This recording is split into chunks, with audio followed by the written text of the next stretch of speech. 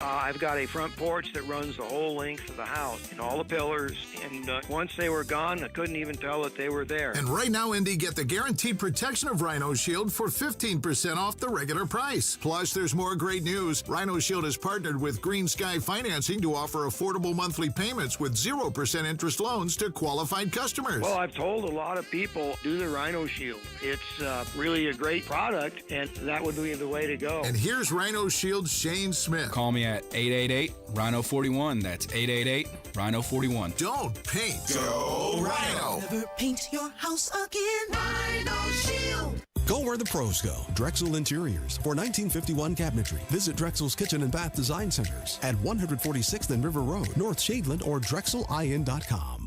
This hour on 93 WIBC, powered by Family Heating and Air, your American Standard air dealer in Indianapolis. The forecast from the American Standard Cooling Weather Center. Mostly cloudy skies, a stray shower or two possible today, a high of 74. Tonight, scattered showers and thunderstorms likely, a low down to 64. I'm Wish TV Storm Track 8 meteorologist Marcus Bailey for 93 WIBC. Cloudy but a clear radar, 69 on Monument Circle. I'm Kirk Darling on the level, on the go, and on WIBC.com. You're listening to Rob Kendall. When we talk about sending money somewhere, we're talking about printing the money because we have no money. And Casey Daniels. My government would never lie to me, would they? On 93 WIBC. The polls. What do they tell us? Let's try to make some sense of it. 93 WIBC. It is the Kendall and Casey show.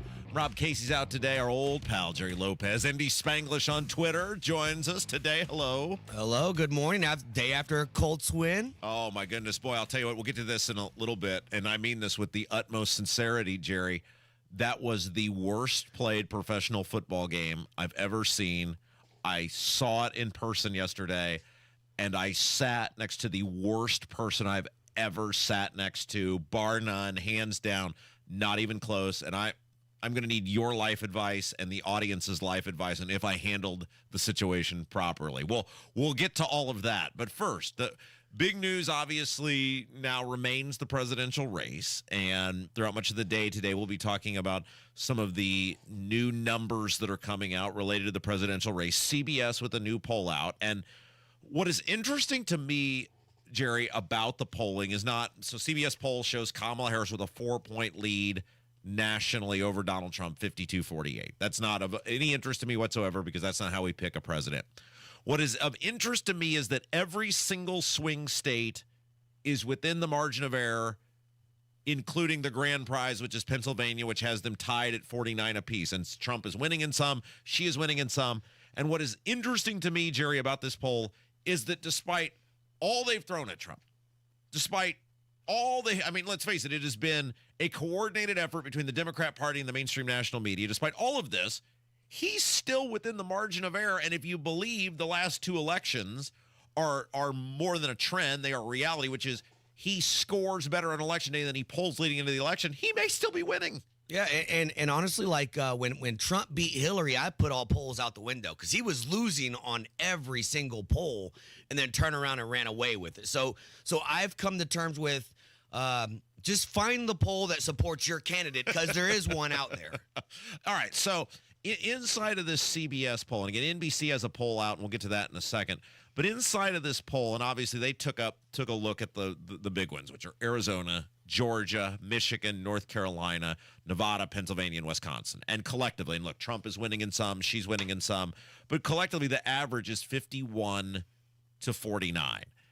And so I wonder, and I often think we in talk radio struggle with this sometimes in the sense of we live in this world, right? Like this is what we do, 24 hours a day, 7 days a week. This is the world in which we live.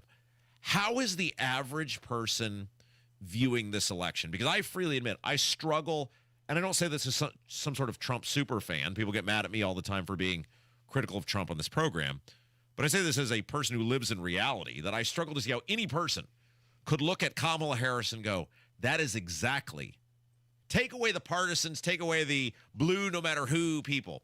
What normal person, no matter what your personal feelings about Trump may be, looks at Kamala, looks at the past 3.5 years of this country, and goes, Sign me up for more of that. I don't think many people do, but I do think that there's, one, we're plugged in all the time. So we see things and we're like, that's a lie. My mom doesn't know that what they're saying is lies. I think there is a certain segment of the population that's just exhausted from the constant attacks on Trump, where they'd almost just want him to go away to be done with it, even though they don't view it as, you're taking a worse course. Good example, last night's football game. Kamala Harris ad comes on. Yeah. Donald Trump supports Project 2025. And I am sitting there going, how is this legal? Yeah. He said no. He said at the debate. He's come out and completely distanced himself from it. You'll run a commercial at 10:30 at night hoping that these people don't look it up on their own. Okay, so that's a great point, which is you mentioned the Project 2025 stuff. Does something you know nothing about, does that move people? Like if you tell me so-and-so supports something, but I don't know anything about that, which nobody knows anything about Project 2025 because I don't know anything about Project 2020. I know it's a document that was put out. I do know Trump has totally disavowed it. But does just saying somebody supports something when the average person doesn't know what that thing is, does that move the needle? I don't think it moves the needle. The problem is the media is now making up what that thing is and then delivering the lie. Also, here's what it supposedly means. Okay, so here is inside of this CBS poll the number that stood out to me. 59% of voters feel the economy is currently in poor condition. Okay, so if you think the economy stinks and you think, or she's been the vice president, I assume most people know she is the vice, even though they're trying to make it like she's not the vice president.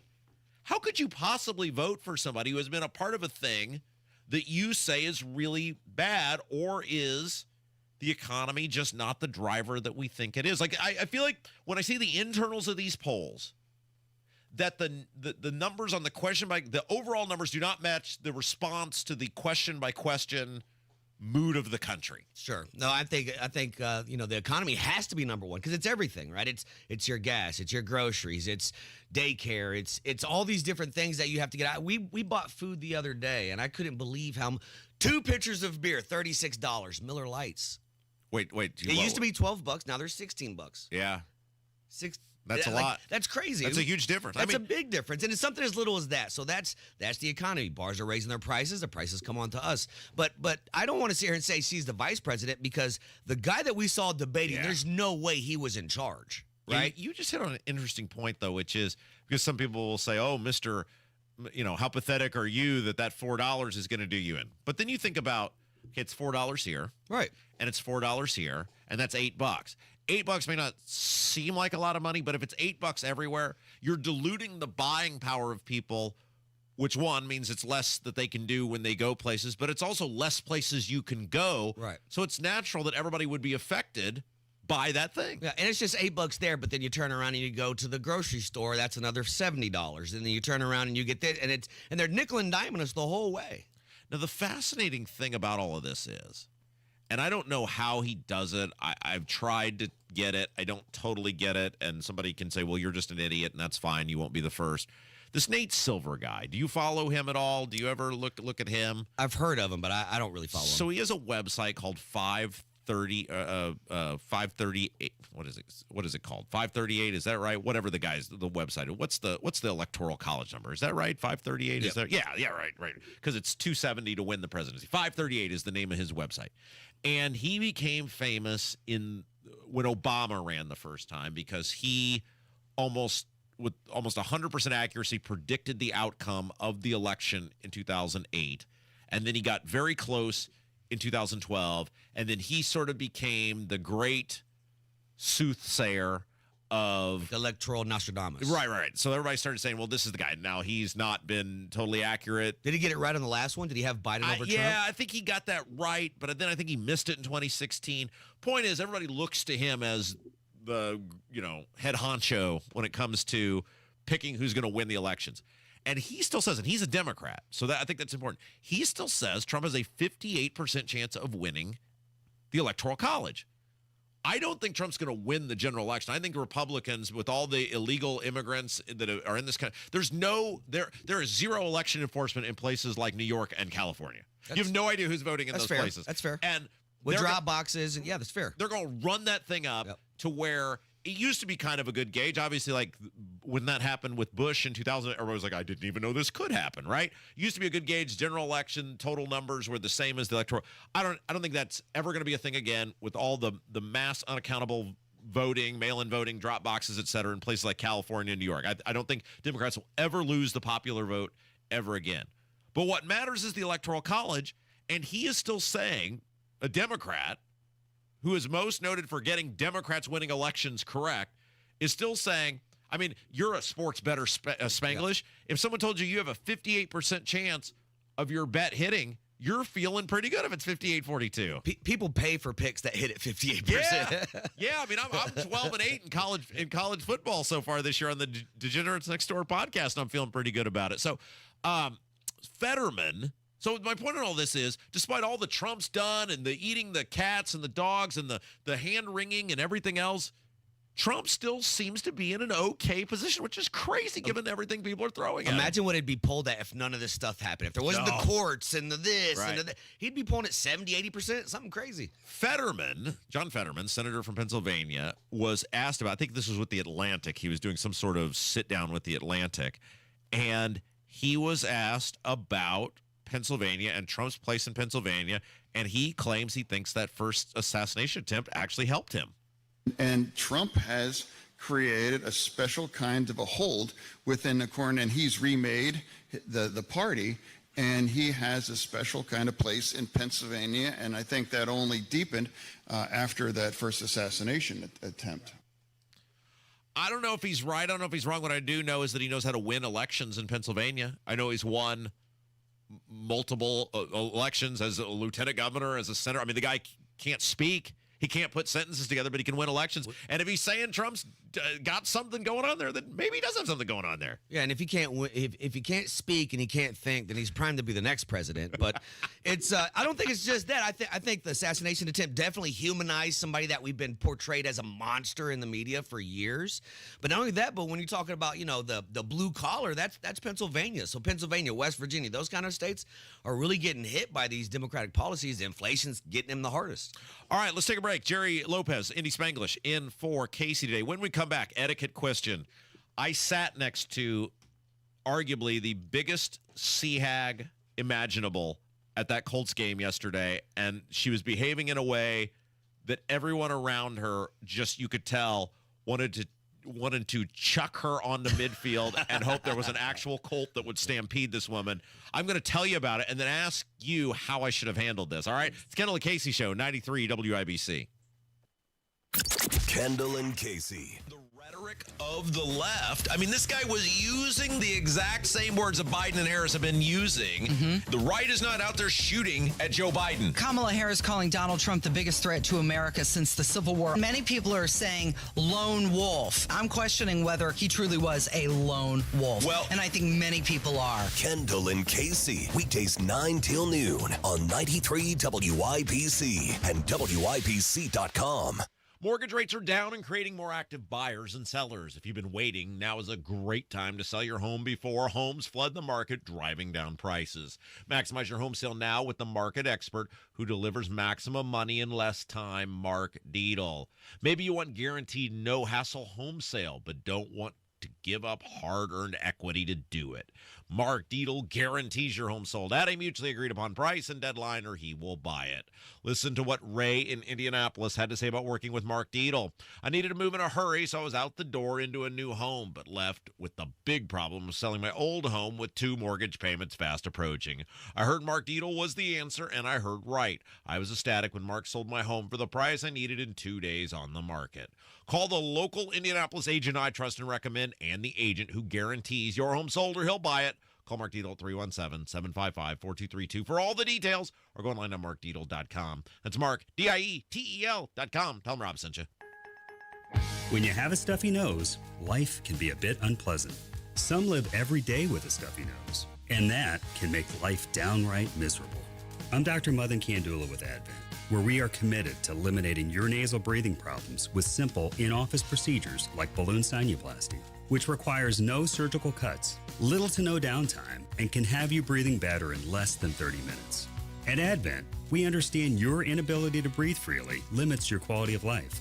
And that's why we continue to pioneer the most advanced in-office procedures that have made our practice a global destination for those seeking to live their highest quality of life. Visit AdventKnows.com to see if you're a candidate for the balloon sinuplasty procedure. Because Advent knows when you breathe well, you live better. Breathe well with simple solutions. Breathe well with simple solutions. AdventKnows.com. Results may vary. Wealth-changing question. Has your advisor created a portfolio based only on your age and risk tolerance? That's simply not good enough. Your money deserves better, and so do you. At Creative Planning, our private wealth managers learn about you first, and then they create a customized plan and portfolio by partnering with our in-house money managers, accountants, and attorneys. Don't settle for a standard portfolio. Book your free meeting today at creativeplanning.com. Creative Planning, a richer way to wealth. Hey, Donald Trump Jr. here. Central banks are buying gold at record amounts, and the trend is accelerating in 2024. They see the writing on the wall. The dollar is failing. Is gold the answer for you too? To find out, get a free info kit from Birch Gold Group by texting the word SHELTER to 989898. That's SHELTER to the number 989898 to get your free info kit from Birch Gold, the only gold company I trust, right now. Message and data rates may apply. Buying a home is one of the biggest financial decisions you'll ever make. Before you tour a home, the real estate professional you're working with may ask you to sign a buyer's agreement, which describes the services you'll receive, each party's role and responsibilities, and how your agent will be compensated, all of which you'll want to discuss with them up front. So work with an agent who's a Realtor. Realtors are members of the National Association of Realtors with a duty to honestly represent you and put your interests above their own, because that's who we are. Friendly reminder to change your filter. Head on over to our website at familyhvac.net for some of the best pricing on filters around. Family Heating and Air is your trusted local independent American Standard heating and air conditioning dealer.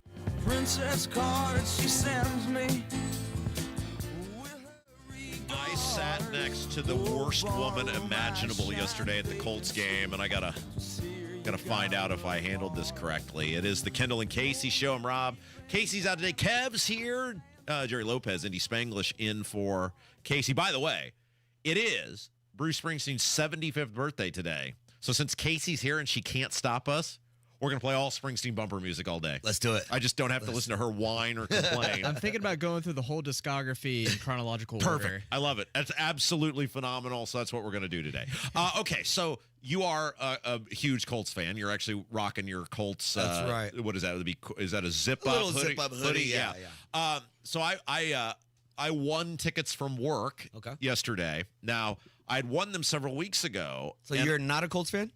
Well, my grandfather was a huge Bears fan. My dad was a Bears fan. No. We're talking about professional football. Well, what you saw yesterday from either one of those teams, there was not much professional football being played. So I'd won those tickets from some office thing a couple weeks ago. And I thought, well, I bet a bunch of people are going to want to go to the opening week against the Texans. So if I don't want to sound snooty or ungrateful, but I bet if I am willing to waive those tickets for week one, I can get those Bears tickets in a couple of weeks. And they did. And the seats were great. It was phenomenal. And so it's like, oh, great, I get to go see my favorite team. That was the worst. I mean, I can remember watching professional football. I'm 40, at least 34 or 35 years. That was the worst played professional football game I've ever seen by both teams. I mean, it was horrendous. If you're a Bears fan or a Colts fan, you should be mortified that now passes. Yeah, the Colts ran an option for a 12-yard loss. Like, that's why they don't do it in the pros. The guys are much faster. I mean, it was so bad. I am Mr. You get there 3 hours before the game and you stay till 3 hours after. We left in the fourth quarter. I was just like, I can't. We got to beat the traffic. I can't. This is too bad. And it was fun being around all the Bears fans, etc. But so the lady we sat next to, though, this woman sat behind us, was without a doubt the most obnoxious, meanest, drunkest person I have ever been next to at a football game. To the point where she was a Colts fan. But she was so obnoxious that even though we were surrounded by Colts fans, They were looking back at her like, lady, what are you doing? And at one point, she starts because she's swearing, and there are all these little kids around us. And look, like MFing? Yes. No like way. All like the big ones. Wow. And they were loud, and she's yelling at the team. That's not And then she's yelling at the Bears fans in front of her because there were like Uber Bears fans a couple rows down. And at one point, this very nice man and woman had their little kids, couldn't have been more than like 5 or 6 years old. And they start looking back at her. They're in Colts jersey, Colts apparel, mind you. She starts challenging this mother and father, like, if you don't want to hear the language, don't bring your kids to the football game. And I turned to my wife, because my wife went with me, and I said, should I just put a stop to this and say something to this woman? She's like, no, don't do that. We don't need an international incident involving you where you get escorted from the football game. We don't need that making the headlines. But this went on the whole game, Jerry, and I really feel like I should have finally just said, enough with you. And I think everybody would have given me a rousing round of applause if we had just escorted her from the premise. What should I have done? Have you ever been next to a super drunk, obnoxious person at a sporting event or a concert or any sort of public event? Yeah, so I was in the service, which means I traveled around, and a lot of times I would go to for example, Seattle Supersonics. Well, the Pacers are in town. Yeah. I'm the Pacer fan coming to the game, right? So I've been that person by myself around the obnoxious fans and the guy who's drunk and talking trash. And I live for that. If I was sitting behind, I would have started trolling her immediately. The moment anything happened, I would have just been you need to stop worrying about Aaron Richardson and start worrying about diabetes. Like, I would have just went after this lady. I would have. And look, you know me, I'm hardly a prude. If you want to enjoy some beverages before the ball game, you want to get a little buzz going on, great, have at it. But when you have so little control over yourself that, one, you're making an ass out of yourself. Right.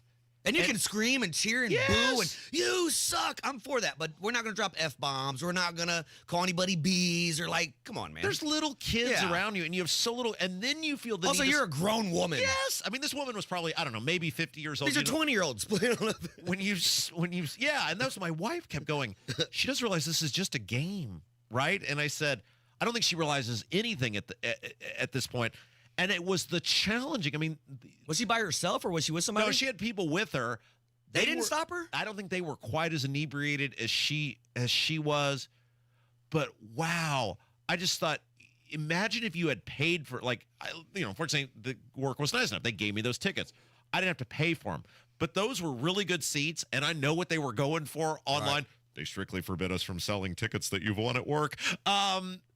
And I just cannot imagine if you had paid your hard-earned money and you are subjected to that. Well, everybody around you was in that same situation you're describing. Well, right. And I thought, like I said, I was going to do something about it. And my wife kept saying, you cannot get, if you do something, there's a chance they'll boot you out. And then that makes the papers. But I just thought, nobody did anything. Well, you're telling me Rob Kendall was scared to speak up. I did what my wife wanted me to do because, again, it would not, if I were to be ejected from a Colts game. But I don't think you would be ejected. Just say, hey, lady, can you sit down and stop? I feel like she was close to taking a swing at people. So she might have, it just would have got worse. That's what my point is. Okay. And then the headline doesn't say Rob Kendall stands up for little children being subjected to profanities. The headline says, WIBC broadcaster attacks woman at Colts game.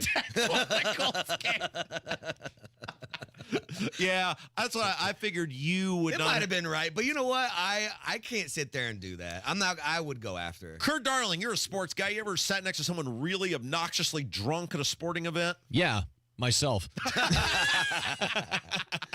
All right, Spanglish is in for Casey today. Let's take a break. When we come back, Trump made a big announcement yesterday about whether he intends to run again or not. We'll talk about it. 93 WIBC.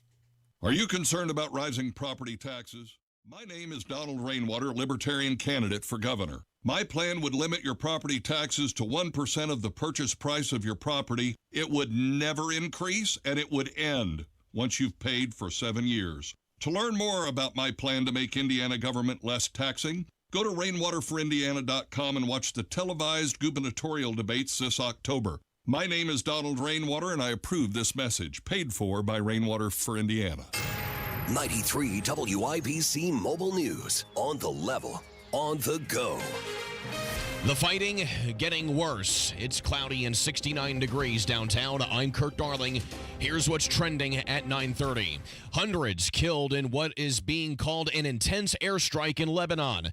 Fox's Jonathan Savage. Israel says it struck more than 300 Hezbollah targets. The airstrikes have been focused on the south of Lebanon near the Israeli border, but residents further north in the capital Beirut have received Israeli evacuation warnings on their phones.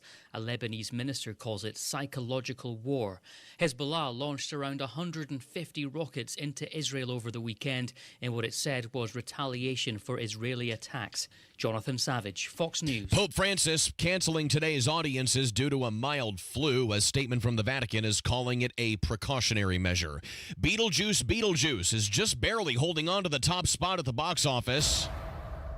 The juice is loose. The sequel to the cult classic horror comedy brought in $26 million in its third weekend at number 1.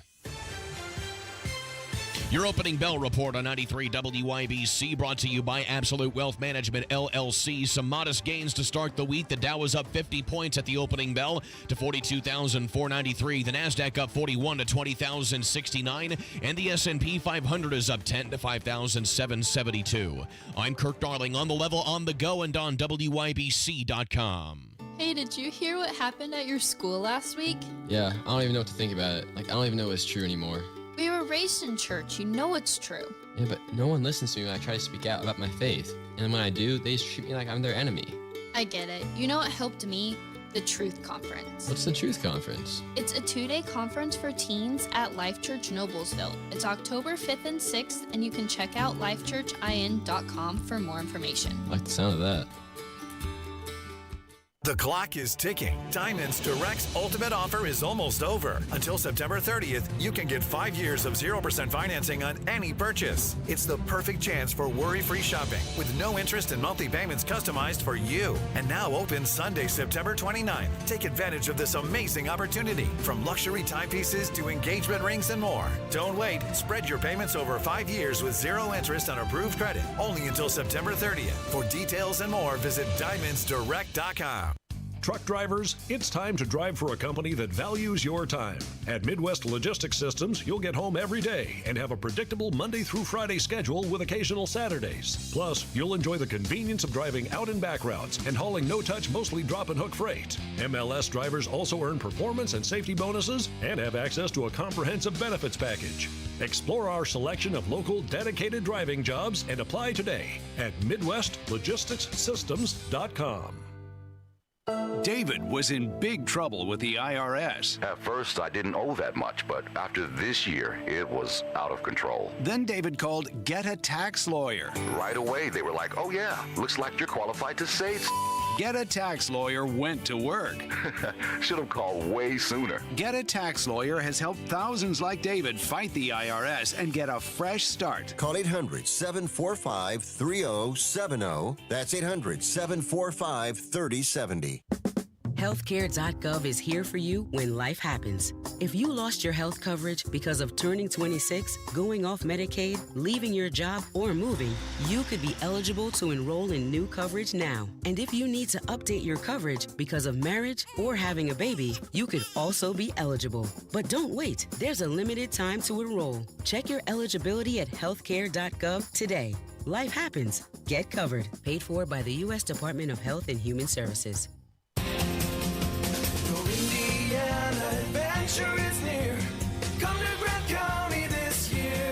Ready for some high-energy excitement and fun? Head to Jonesboro, Indiana, September 26th through 29th for the Jonesboro River Run. Amazing stunt bike riders, a cool bike show, fun field events, cool light show, and rockin' live bands all weekend long. Get details at showmegrantcounty.com. Grant County, Indiana. Classic cool. Indiana adventure is near. Come to Grant County this year. After college, Mike Braun could have gone anywhere. He chose to move back to his hometown of Jasper, Indiana. There, he started a small business, kept his head down, worked hard, and turned his small business into a national company, employing thousands of Hoosiers. He'll use that same determination for us. Lead the charge on lowering the price of gas, groceries, energy. Take on the big healthcare companies to increase healthcare access and lower costs. And Mike will improve education across our state by increasing school choice. Mike will make our streets safer, back the blue, and stop illegal immigration if the federal government won't. Because Braun believes every Hoosier should be safe and secure in their community. As governor, Braun will continue working for Hoosiers. Because when you're Mike, working hard is just what you do. Mike Braun, governor. Paid for by Mike Braun for Indiana. You're listening to the Kendall and Casey Show on 93 WIBC. Yeah! Casey's not here to stop us. Kendall and Casey Show. I'm Rob. Spanglish is in for Casey today. Kev's here. It is... I have a very important question for you, Spanglish, and you answer this however you want. Your radio career here may depend on it. Are you tired of Donald Trump? Yeah, kind of. I mean, he's a better choice, but like I would love for him to be more in a kingmaker role. I know he has a lot of influence. Yeah. So I think he should be like the kingmaker for the Republicans and just kind of like go away. This is the interesting thing that this is the conversation we've had basically for 4 years now with people, which is that some of Trump's stuff was fine. And look, I'm voting for Trump. I mean, not that there's any question about it, but there is a certain level, and this is what I've tried to explain to people, and I think it's good for people to hear it from someone other than me on this radio station, which is there is a certain level, an exhaustion factor with Trump that, and you and I can think this is weird as we want to think, but it really does factor into some people's voting choice that they just don't want to hear about him anymore. And that's crazy to me that you would vote against your own interest because some guy is exhausting, because if you turn off Twitter, you turn off your TV or whatever, you never have to hear about the guy or from the guy, basically. But there are people who are not going to vote for Donald Trump because they just can't deal with seeing it and hearing him as much as they do. Or just the drama that comes associated with that through the media. Yeah. Like people like my mom are like, this is exhausting. And you're like, well, turn it off then. Right. Like, don't vote for the other lady. Just turn it off. Your mom is an interesting subject because she's not a super politically engaged person. At all. How does she feel about this? So election? she's from Cuba. Yeah. So she is on Team Trump 100%. She's not plugged in all day. Right. But she just can't understand why America would ever even consider socialism or communism or any of, like, it doesn't make any sense to her. Now, she's not like on Team Trump, but she's team anti all that other stuff. Yeah, you're a first generation American, right? Correct. Yeah. So and your dad also correct from Cuba, and so I think that you're an interesting study in a lot of this because your parents came here the right way. Yeah, they came here through the front door. Yeah, and I'm often curious when we hear conversations about immigration with Trump and like, oh, they're eating the dogs, they're eating the cats. Do your parents, does she even care? Would they even care about things like that? Because I would think if you're an illegal immigrant in this country, you would be offended more so that people aren't coming into this country legally. They're breaking the laws that you followed rather than if some guy's right or wrong about whether they're eating dogs and cats. Well, and not just that, but, you know, people came here for the American dream. We didn't come here for the Venezuelan dream, all right? We didn't come here for the socialist dream, all right? So if you want to live in, you know, some Marxist, go back there. Don't come here and turn this into the country you just left, right? That's the biggest issue for immigrants. Yeah, so all this to be said, Trump did an interview, it aired yesterday, and say what you want about Trump. He is afraid of no one. He goes on basically every show he gets asked to go on. And I also wonder this with Kamala, like, don't people see she can't do anything on her own? Don't people see that? I mean, the Oprah thing now, they found out there was a teleprompter. Right. I mean, it's Oprah. And Oprah's sitting there the entire time during this interview like, we have to defend this. We just got done with Biden, and now it's like, wouldn't it be exhausting to be those people having to defend this just utter stupidity? I mean, you go from a human vegetable to a complete moron, and it's like if you're Oprah, Why don't you just run yourself at this point? She would have been a better choice. Yeah. Yeah, but back to what we said in the first segment, they ran a Project 2025 commercial. Yeah. So how much respect do they even have for the American people? So Trump went on this show. It's called The Full Measure. And he was asked about, hey, if this doesn't go your way, are you willing to run for president again? And then, if you're not successful this time, do you see yourself running again in 4 years? No, I don't.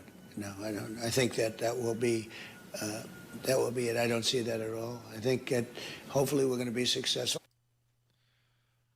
I think that actually may work in his favor. I don't know for sure, and maybe it won't make any difference whatsoever. But if you know there's an end to this, and you're a person who kind of likes his policies but can't stand him, like I keep trying to put myself in those people's shoes, which is really hard to do. But don't you kind of say, okay, well, he can't run again if he wins. He's not running again if he loses. So maybe the best thing is just to vote for him and be done with it. I don't know, Spanglish. I'll turn it over to you because I just wonder how at this point people could be that offended by a guy that they're willing to subject themselves to 4 more years of Kamala Harris. I just hope that people within the past 4 years realize they made a mistake.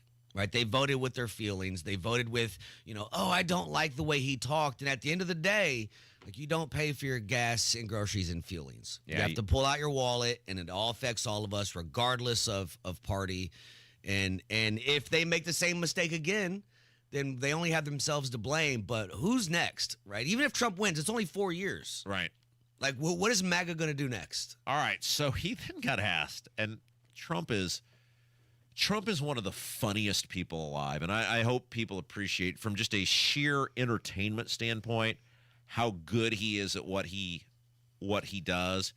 He got asked about his lifestyle because the dude has the energy of a 40-year-old, and he's 78 years old or whatever, and he has the energy of a 40-year-old. And he got asked, I mean, he's lived, by all accounts, despite the fact that he appears to treat himself like complete garbage with the Big Macs and the Wendy's and the whatever, that he appears to have been relatively health scare free. And he got asked about this question, and his answer is just priceless. What are 2 things you do to stay healthy? Well, I used to play golf a little bit. That gave me, so I don't know, but it seems to be quite a dangerous sport in retrospect. I try and eat properly. I do the best, and I try and get some. I do, but proper hamburgers. But I like perhaps all of the wrong food. But then I say, does anybody know what the right food is? I have people lecturing me for years. Oh, don't eat this, don't eat that. They're gone. They have passed away long ago. And here I am. So I'm not sure I want to make too many changes. I think there's a lot of credence to that because my grandparents lived to be identical ages. They both lived to be 92. And my grandfather was the epitome of poor choices in his life. My grandmother was the epitome of good choices. Like I'm saying, she exercised, she ate her vegetables. Every morning she would have her prunes. Like, she did all the things the right way. He was a smoker for years. He stopped as an adult, which probably did prolong his life. But, he ate horribly. He didn't take care of himself. He rarely exercised. And they lived to be 90. They both lived to be 92 years old. And you see people all the time where these people who treat themselves like garbage live long lives, and then people who are the epitome of health just keel over dead. I have wondered that for years, Spanglish, about whether or not a lot of it is just the grace of God and good genetics. So I might be one of those people that you referred to, right? I enjoy a heater or two. You're a vice man. Yeah, definitely. I'm a burger guy, right? When you look in the mirror and you can't put on a pound, you eat whatever the heck you want. Yeah. I think I had a Snicker last night at 11:30 watching the football game, right? But when you treat your body like that, I mean, it's ready for anything. Yeah. Any disease shows up, it's like, oh, this is way better than the Snickers and Funyuns we had for breakfast. All right, let's take a break. When we come back, Bill Maher had some interesting commentary on Kamala Harris over the weekend. And Spanglish, I know you're a guy who's probably been to a casino or two over the years. I have. Yeah. A player for the Washington Nationals is being punished for his all-night behavior in a casino, and I'm going to ask you, Spanglish, is this guy getting a raw deal? Jerry Lopez in for Casey. It's Kendall Casey Show, 93 WIBC. Producer Allison here, and we have a great Hammer and Nigel show coming up. It's Monday Gun Day, recapping the Colts, and I'm sure the guys will find a way to make me second-guess my career choices. All starting at 3 o'clock right here on 93 WIBC. Consumer warning. Stay away from stablecoin Tether. Tether is a cryptocurrency company with a so-called stablecoin called USDT. It's supposed to be backed one for one by the US dollar. But Tether's murky past exposes Americans to outsized risk, shady practices, false claims, legal entanglements, deliberate lack of transparency. The United Nations called Tether the preferred choice for regional cyber fraud operations and money launderers. Tether has never published an independent audit of its finances and operations. Financial rating company S&P gave Tether a high-risk rating, a major red flag. Warning. Owning a stablecoin that isn't independently audited comes with enormous risk. Where there's smoke, there's fire. Steer clear of stablecoin Tether. Visit tetherwarning.com to learn more. Paid for by Consumers Research. The hot summer and the hot deals are coming at Tom Roush Lincoln. 0% for 60 months is back. Get 0% APR for 60 months on every new 2024 Lincoln Navigator. Plus get an additional $4,000 off MSRP. You can also take $3,000 off every new 2024 Lincoln Corsair 70 available. So get in here for one of those hot summer deals at Tom Roush Lincoln in Fishers. For well-qualified buyers with approved credit. Not all buyers will qualify. Taxes and dealer fees extra. Stock number L24401. MSRP 107,425. Stock number L24284. MSRP is 43,435. See dealer for complete details. Garage door problems? Call today for service today. Garage Doors of Indianapolis services all makes of garage doors 24 hours a day, 7 days a week. Call today for service today. 875-4577. Call today for service today. Get it fixed right now. Call Garage Doors of Indianapolis at 875-4577 or visit doorstoday.com. In the morning, call 875-4577. Service today? Today. Hey, what's up? It's Hammer from the Hammer and Nigel Show. You guys rocked it at our WIBC debate viewing party at 416 Wabash. That place is so cool. You guys were the stars of the show. And if you're looking for a place to have your next event, whether it's a wedding reception, class reunion, you name it, check out 416 Wabash. As a wedding DJ, I've played a lot of venues, and I got to tell you, 416 Wabash might be the coolest. 416wabash.com. Tell them Hammer and Nigel sent you. Cindy Carrasco has spent a career holding the powerful accountable. As Indiana's Inspector General and Director of the State Ethics Commission, Cindy fought waste, fraud, and abuse wherever she found it. Cindy also combated wrongdoing in state government, which meant standing up and doing the right thing even if it wasn't popular. Now, as our state senator, Cindy Carrasco continues to fight on behalf of all Hoosiers by improving the quality of our children's education, providing tax relief for everyone, and working to make our communities safe by getting law enforcement the resources they need to fight crime, violence, and keep fentanyl away from our families. It's why Cindy has been endorsed by the Indiana Fraternal Order of Police, State Police Alliance, and the Professional Firefighters of Indiana. Because they know that Cindy has their back, and we know she has ours. Vote for more government transparency, better schools, lower taxes, and safer streets. Vote Cindy Carrasco for State Senate. Paid for by Cindy for Senate. You want to listen all day to WIBC, but you don't always have time. Don't worry. There's a podcast for that. The WIBC Mashup. Daily highlights from your favorite hosts, Tony Katz, Kendall and Casey, and Hammer and Nigel. Subscribe wherever you get your podcasts.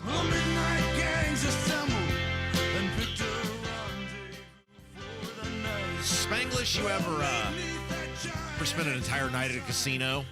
Not an entire night. Thankfully, I went to a casino before sports betting was legal, so it was just casino games, and I learned very quickly I don't know what I'm doing. Yeah, you know, it's interesting. We had a conversation with somebody who works here earlier about gambling, and we're talking about the guardrails you got to put around yourself if you're a vice-driven person like you are. Yeah. I have a very addictive personality, and one of the things I've found is, as an adult, is that when you have an addictive personality, there's two ways you can try to stop it, right? You can either cut it off cold turkey. AKA, I'm deleting all the gambling apps. Right. And whether it's drinking or drugs or whatever. And if it's drugs, you probably should cut it off cold turkey. But especially with gambling or drinking or whatever, you can either cut it off cold turkey And I just think you're going to try to replace, I've always found, and look, I'm not a trained professional, and somebody may say this is horrible advice. I'm just telling you what's worked in my life, has been that if you cut things off cold turkey, you're going to just find something else eventually to replace it with, and it might end up being worse, right? Or if you're capable of doing this, and I have been, you can put guardrails around it to where it doesn't totally consume you. Do you do things maybe a little more than you should? Like, do I watch too much football on the weekends? Yeah. 8 hours of uninterrupted football. But that's not harming anyone. When we laugh about my famously low wager bets. So if I win, hey, I'm 12-8 on the year for the Degenerates Next Door podcast. I'm 12-8. I've made I don't know, 17 or 18 bucks for the year, right? Like, so you're not risking your family's fortune. So I can feed the addictive personality, but within guardrails that work, right? It's like, if you're going to drink, don't do it to where you get stupid, and don't do it out where you're going to be behind a wheel or whatever. Like, it's all about guardrails. So I mention all of this because C.J. Abrams is a shortstop for the Washington Nationals, and he's an all-star player. He's not the best player in baseball, but he's also not some guy hanging on by a thread. He's an all-star caliber player. And he was demoted by the Washington Nationals because he spent an entire night in a Chicago casino, and they had a day game the next day at 1 p.m. against the Chicago Cubs at Wrigley Field.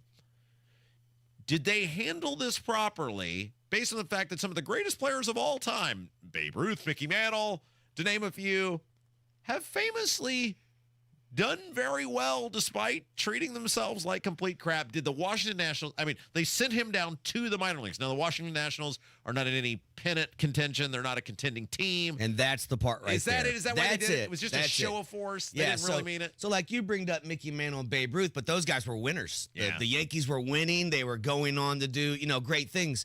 I think this is an example of, okay, we have the best player on our team, and we can't let him continue to mess up, but we can't bench him for fear of losing games, right? Well, now we're out of the pennant chase.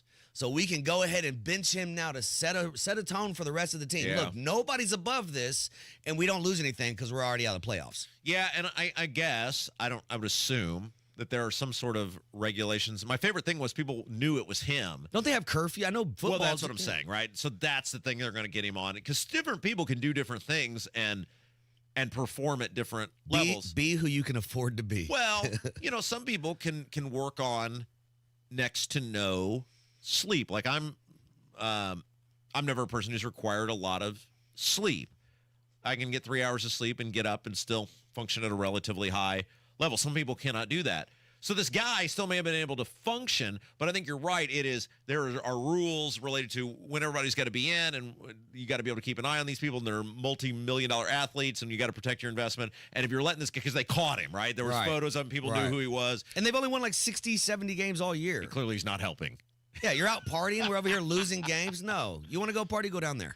Can we play this audio real quick of Bill Maher ripping on Kamala Harris? I thought this was a pretty honest take of who Kamala Harris is and what she actually represents. And sometimes Bill Maher, I don't know if it's accidentally or not, he gets it very right. And I thought this was a very fair assessment of Kamala Harris.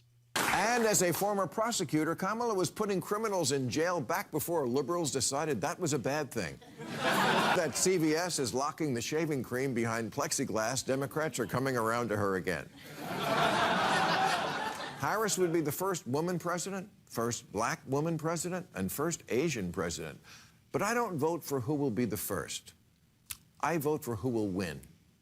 And for whatever reason, Harris has never been popular. You can count the number of delegates she won in the 2020 primaries on one hand, as long as that hand has no fingers. In 3 years as vice president, she's been quieter than an electric car. And like an electric car, your MAGA uncle can't explain why she fills him with homicidal rage. She just does. Sometimes life isn't fair. It's not fair that she's not popular. She's intelligent and accomplished, and in fact was put in charge of the border. And look at how... Okay, bad example. Look, I realize there have been some complete zeros in the 240 240-ish years or 230-ish years of this nation that have ascended to the presidency. But you want to talk about someone who would be the most undeserving person ever, including the guy she's supplanting. Kamala Harris would be such a disgrace to some of the just truly amazing people that have held that office. You know, and they like to throw around the term threat to democracy, Here's a lady who got 0 delegates when she ran, and Biden won. RFK wanted to get in. They wouldn't let him get in. Then they let Biden drop out and throw in Kamala. That's a threat to democracy. When you're getting rid of the people's votes, that's a problem. The border is still a disaster. When we come back, we'll talk about the new little trick Biden's pulling to keep the numbers down on those border crossings. You won't believe it. It's Kendall and Casey Show, 93 WIBC. Our goal is to provide patients with the strongest, most effective, and safest options in this exciting field of regenerative medicine. Dr. Mitchell Scheinkup, National Medical Director at QC Kinetics. The idea that you can avoid a joint replacement is very exciting. And that's from a surgeon who's done thousands of joint replacements, but who now believes there's a better way. Regenerative medicine, as we understand it today, gives lasting pain relief, improved function, without surgery, without drugs. Under Dr. Scheinkup's leadership, QC Kinetics medical professionals treat patients every day with the most advanced protocols in natural biologics. Literally tens of thousands of people all over America. I've been doing research on regenerative medicine for 2 decades. This is the future of medicine. Call QC Kinetics for your free consultation. Call QC Kinetics, 317-559-PAIN. That's 317-559-PAIN. In Eagle Creek, Greenwood, and Carmel, 317-559-PAIN. Pat Sullivan here for Michaelis, locally owned for over 39 years. Richard Michaelis has helped with many foundation, basement, and crawl space issues. If you see cracks or bowing in the basement walls or moisture in the basement or crawl space, it could be an issue. Contact us for a free inspection. We offer 0% down financing on foundation, basement, and crawl space repairs. Foundations, basements, or crawl spaces, life happens, and Michaelis happens to help you through it. Text or call 844-FIX-INDY. Your home is your sanctuary. Get the peace of mind you deserve with a free estimate on a Generac automatic standby generator for your home from Generator Supercenter, the nation's #1 Generac generator dealer. With expert installation and 24-hour monitoring, Generator Supercenter won't leave you in the dark. Financing is available. Take control of your power today with Generator Supercenter. Call 317-827-0808. Generator Supercenter of Indianapolis, 317-827-0808. Earn, save, grow. It's time your money works harder and goes further with a Stockyards Bank and Trust CD. For a limited time, earn 5.15 annual percentage yield with our 5-month CD special. Proudly serving our communities since 1904. Visit any of our 5 Indianapolis area locations or syb.com/IndyCD today and experience the Stockyards Bank difference. 10,000 minimum balance required. Limited time offer. Member FDIC. Equal housing lender. Rampant crime, crumbling roads, unaffordable housing, open borders, and high inflation. That's Andre Carson's record after 16 years in Congress. Have you had enough yet? It's time for John Schmitz, an Indy native who's working for safe streets, an end to inflation, and a bright future for Indy. John Schmitz has the experience, creativity, and energy to tackle the issues holding back Indianapolis. Help make Schmitz happen. Vote John Schmitz for Congress. Learn more at johnschmitzforcongress.com. I'm John Schmitz. I approve this message, paid for by Schmitz for Indiana. Everywhere you look, things are getting more expensive. So at Consumer Cellular, we're lowering the price for those 50 and up. Now you can get unlimited talk, text, and data for $30 a line when you buy 2. That's just $60 a month for 2 unlimited lines. So if you're 50 and up, make the switch and save. Come on, you've earned this. Call 1-888-FREEDOM or visit consumercellular.com today. Requires 2 lines of service, age validation, and credit approval, subject to system and area limits, taxes, and other fees apply. Is your pet a digging enthusiast, an escape artist, or a counter surfer? Invisible Fence brand has you covered. For the wannabe landscaper, we've got a solution to keep them active but not destructive. For the escape artist, our personalized pet fences keep them safe and sound at home. Counter surfer? No problem. We know how to keep cheese thieves at bay. Invisible Fence brand. Tailor-made solutions for your pet, your yard, and your needs. Visit invisiblefence.com today. Coming up in 2 minutes, not one but two tornadoes may have been causing some damage in some northeastern Indiana counties, plus how the cops made out enforcing the law when it comes to illegal street takeovers, and this candidate for Congress hopes to succeed, Congressman Larry Bouchon. That and more coming up from the Technology Recyclers Studios. You're listening to 93 WYBC, WYBC HD1 Indianapolis. It's 10 o'clock. It will likely prevent him from being released from jail.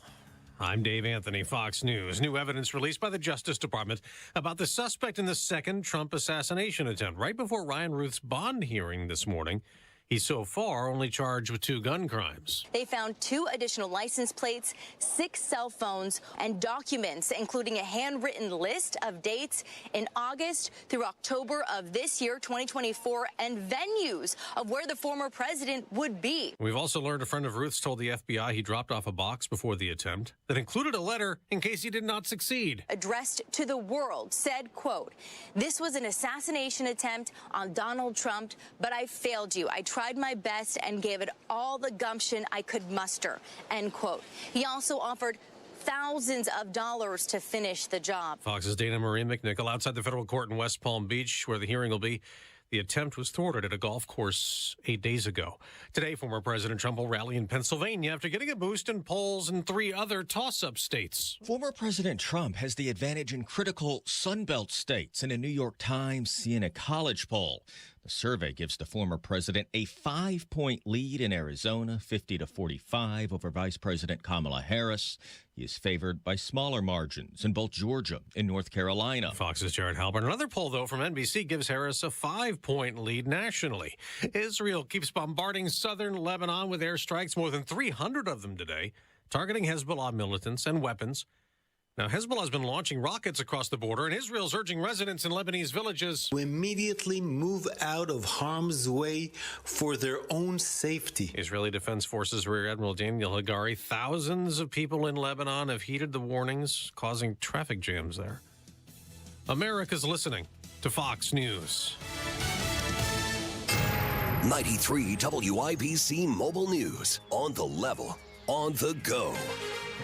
May not be the end of it. Radar is clear. It is 69 and cloudy downtown. I'm Kurt Darling. Here's what's trending at 10:02. 2 tornadoes are likely behind lots of storm damage in Jay, Delaware, and Randolph counties from Sunday evening. School is closed today in Jay County because of damage to the high school there. There's another chance for severe weather tomorrow. Tomorrow there is a marginal 1 out of 5 risk of severe weather. It's a pretty low-end threat. Damaging wind would be the primary risk there. Wish TV meteorologist Ryan Morse. State police and IMPD saying they arrested 3 people and impounded 6 cars over the weekend as they crack down on illegal street takeovers and spinning. City county councilors are due to begin considering an ordinance tonight to further clamp down on street takeovers.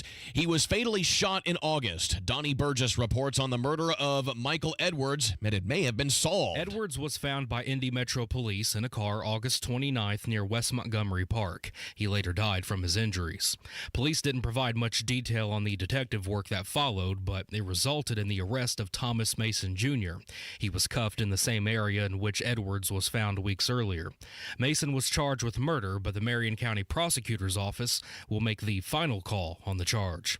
Donnie Burgess, 93 WIBC Mobile News. What do you think was the cause of inflation? A large driver of that inflation is corporate greed. That's the take of Democratic congressional candidate Eric Hurt, who is running to succeed Larry Bouchon in the 8th District in southern Indiana. Hurt says that he would support implementing new taxes on corporations to move more money into the pockets of working-class Americans. A tough night for the Indiana Fever, losing 93-69 to the Connecticut Sun in Game 1 of their opening round playoff series. In the locker room, like, we were down 3 the first quarter, down 5 second quarter, and then lost by 3 in the third. Like, we were right there, and I felt like we just played a crappy game. Caitlin Clark, who had 11 points. The Fever outscored 25-12 in the fourth quarter. Game 2 in Connecticut on Wednesday. I'm Kirk Darling, on the level, on the go, and on WYBC.com. After college, Mike Braun could have gone anywhere. He chose to move back to his hometown of Jasper, Indiana. There, he started a small business, kept his head down, worked hard. and turned his small business into a national company, employing thousands of Hoosiers. He'll use that same determination for us. Lead the charge on lowering the price of gas, groceries, energy. Take on the big healthcare companies to increase healthcare access and lower costs. And Mike will improve education across our state by increasing school choice. Mike will make our streets safer, back the blue, and stop illegal immigration if the federal government won't. Because Braun believes every Hoosier should be safe and secure in their community. As governor, Braun will continue working for Hoosiers. Because when you're Mike, working hard is just what you do. Mike Braun, governor. Paid for by Mike Braun for Indiana. This hour on 93 WIBC, powered by Family Heating and Air, your American Standard air dealer in Indianapolis. You're listening to Rob Kendall. When we talk about sending money somewhere, we're talking about printing the money because we have no money. And Casey Daniels. My government would never lie to me, would they? On 93 WIBC. Some of the dumbest people alive exist on social media, and now we have to have this conversation. I take offense to that. It's a Kendall and Casey show. I'm Rob. Kev's here. Casey's out today. Jerry Lopez. Find him on Twitter at Indy Spanglish. In for Casey. All right. I cannot believe we have to have this conversation, but we do. So let's have at it. All right. So yesterday was another day where the roof at Lucas Oil Stadium was not open. Once again, the taxpayer-funded retractable roof at Lucas Oil Stadium was closed. Now, yesterday, because there's no drainage in Lucas Oil Stadium or minimal drainage or whatever, if there's even a hint of rain, they always have to have the roof closed. So they built a retractable roof with no drainage. Yeah, basically. So Jim Irsay comes out and makes the announcement. Now, we have talked for years on this show about what a colossal waste of taxpayer money the retractable roof was. While the exact cost of that roof is not known, it is believed to be anywhere between 70 and 100 million was the number I've heard from multiple people. And when you take the fact that it's bonded out and interest payments, I mean, it will be close to $200 million probably. I mean, I'm not a financial guru, but by the time it is all paid off, that is what it will cost the people of the state of Indiana who are paying for it, the people of the city of Indianapolis who are paying for it, for something that had no economic value whatsoever. It was nothing more than a vanity desire for a rich trust fund kid who inherited a football team that he makes other people pay for from his father. And so Irsay tweets out, roof closed, and I retweeted that and said something to the effect of hundreds of millions of dollars of taxpayer money down the drain. And I thought it would have been pretty clear after all the years of talking about this that we're not talking about this one individual instance, that we're not talking about the decision yesterday because of the weather, that we're talking about in general that it's only at best, a handful of times every year that roof is ever actually opened. Yeah, I was just going to say, I feel like it's always closed. Some years it doesn't open at all. And so I thought it would have been abundantly clear that the commentary in general is about how little that roof is ever actually opened, about how there is not a single solitary event that has come to the city of Indianapolis because we had a retractable roof. And yet, one response after another, and you can see these Mensa members and very high IQ people at Robin Kendall on Twitter, who their response to me upon tweeting that was, what do you expect, idiot? There's a chance of rain. You want the roof to be open during rain? These people are functioning in society, and I kept looking at, it was like ping, ping, ping, ping, ping. Spanglish, this is why our society's in the condition we are in. This is why crap like the retractable roof is allowed to be gotten away with, because these people are either so dense or such Colts homer loyalists that they can't see 2 feet in front of themselves because, wow, what an abuse of taxpayer money with that retractable roof. Yeah, what was the point of having a retractable roof if it doesn't even really retract, right? We just have that big window, we leave it closed, and that's all that happens. I mean, We have a retractable. We don't get the elements. Like when you go to Chicago, you have to play in the elements. When you go to Green Bay, you play in the elements. We protect the away team from any elements to include our fans. And if we just left it open every now and then, maybe fat Karen that wanted to scream and cuss wouldn't show up to the game. Let's make it uncomfortable for her. So, I think about this, and I'm always, because sports does weird things to people, right? Tribalism. Thank you. Yes, where they will throw out common sense. They will throw out all logical thought. They will throw out all ability to have a rational conversation about something because in some way, shape, form, or fashion, you're attacking the team in question. And for me, the Lucas Oil agreement, every one of us should be ashamed of that agreement because not only did you give a billionaire trust fund kid who inherited the team from his father a $1 billion plus stadium, you then gave away the farm on everything that happens inside of that stadium. We need to have Jake Query on sometime soon because he is maybe the one person who is even more critical than me of that stadium deal. Jim Irsay gets something that's like 40% of all things that go on in Lucas Oil Stadium not related to the Indianapolis Colts. We missed the AFC Championship game because we were hosting, was it the National Volleyball Tournament or something like that? So we have little events, but to me, these NFL owners really, the cities are scared to stick up for themselves. I am a sports fan, but you shouldn't be getting every tax break in the world while having everybody here pay all of our taxes to go to a game where if I have a family of 4, I am not going to pay $400 to go sit in level 600. Right. That's just not economically feasible. So what do these owners do? They threaten to leave the city. Right. And then the city gives them everything they want.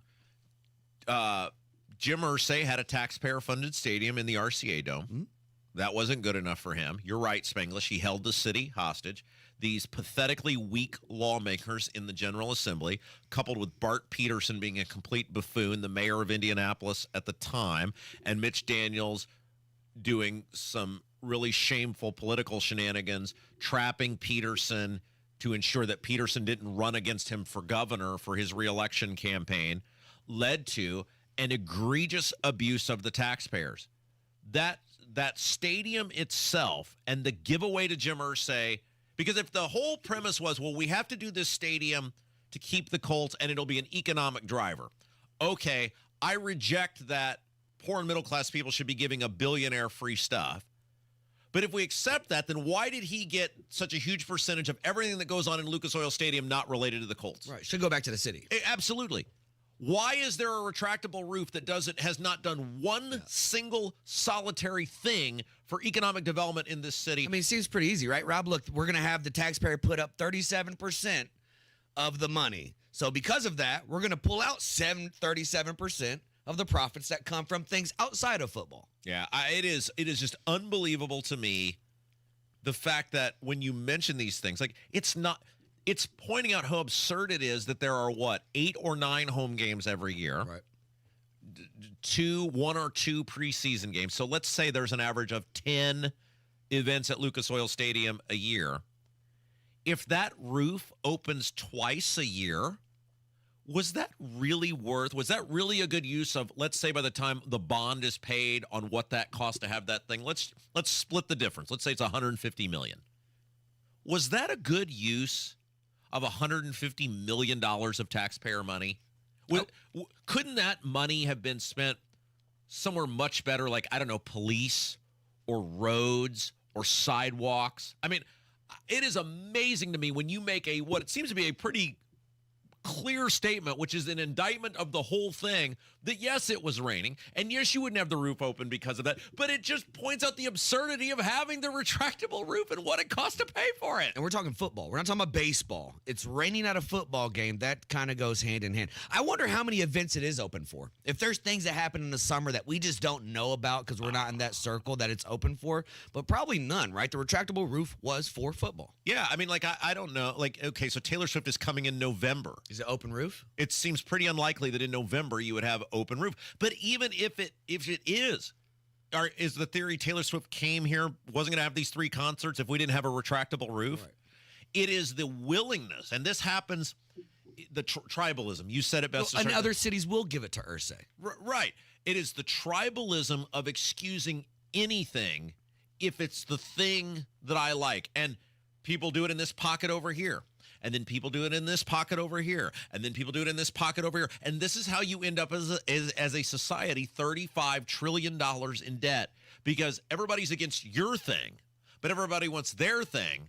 And as long as they get their thing, that's the thing that matters the most. All right, let's take a break. When we come back, we got to get to this audio, which is super interesting, about Biden has taken a victory lap on these border crossing numbers being down. And the governor of Texas said, there's a new little trick Biden is pulling, and that's how he's getting the border crossing numbers down. Incredible audio. Spanglish in for Casey, 93 WIBC. Hammer and Nigel. In Detroit, Kamala rolls out this bizarre accent. You better thank a union member for sick leave. You better thank a union member for paid leave. I would love it if that's how she talked in meetings. Kamala Harris goes up there sounding like Foghorn Leghorn. I'll say, somebody better turn the Fox News off the television. Hammer and Nigel, weekdays 3 till 7 on 93 WIBC and WIBC.com. There's no substitute for experience, and that's especially true when we're talking about teenagers learning to drive. You teach them the basics, but what about those things drivers don't encounter every day? Hey, I'm Matt Bear, here to tell you about Rule the Road, Indiana. It's a hands-on experience at the Indianapolis Motor Speedway just for teenage drivers that provides practical knowledge and skills that go beyond regular driver education programs. So, for instance, a controlled braking course and evasive maneuvering course where young drivers learn how to maintain control while avoiding collisions. It is taught by police officers and professional driving instructors. Saturday, September 28th at the Indianapolis Motor Speedway, and it's free. All you need to do is sign up at ruletheroadindiana.com. Lunch is provided, and American medal-winning swimmer Ryan Murphy and IndyCar driver Stingray Robb and defending two-time Indy 500 champ Joseph Newgarden will be on hand signing autographs. Rule the Road, Indiana, brought to you free by Alliance Highway Safety, September 28th at IMS. Register now at ruletheroadindiana.com. Prescriptions require an online consultation with a healthcare provider who will determine if appropriate. Restrictions apply. See website for details and important safety information. Subscription required. Price varies based on product and subscription plan. Hey guys, did you know there's a generic form of Viagra that works just the same but is 95% cheaper? And you can get it online at hims.com/joy. Through Hims, you'll get a free medical consultation to determine the ED medication that's best for you. Discreet shipping if prescribed, a 100% online process, and a range of treatment options, including trusted generic alternatives to the name brands, at up to 95% off. ED is personal, and at Hims, so is treating it. Just go to hims.com/joy and get connected to a licensed medical provider online for free with zero copay, no expensive appointments, and no awkward face-to-face conversations. To start your free online visit, you need to go to this exclusive address, hims.com/joy. That's hims.com/joy for your free online visit. hims.com/joy. Everywhere you look, things are getting more expensive. So at Consumer Cellular, we're lowering the price for those 50 and up. Now you can get unlimited talk, text, and data for $30 a line when you buy two. That's just $60 a month for 2 unlimited lines. So if you're 50 and up, make the switch and save. Come on, you've earned this. Call 1-888-FREEDOM or visit consumercellular.com today. Requires 2 lines of service, age validation, and credit approval, subject to system and area limits, taxes, and other fees apply. Go where the pros go. Drexel Interiors for 1951 cabinetry. Visit Drexel's Kitchen and Bath Design Centers at 146th and River Road, North Shadeland, or drexelin.com.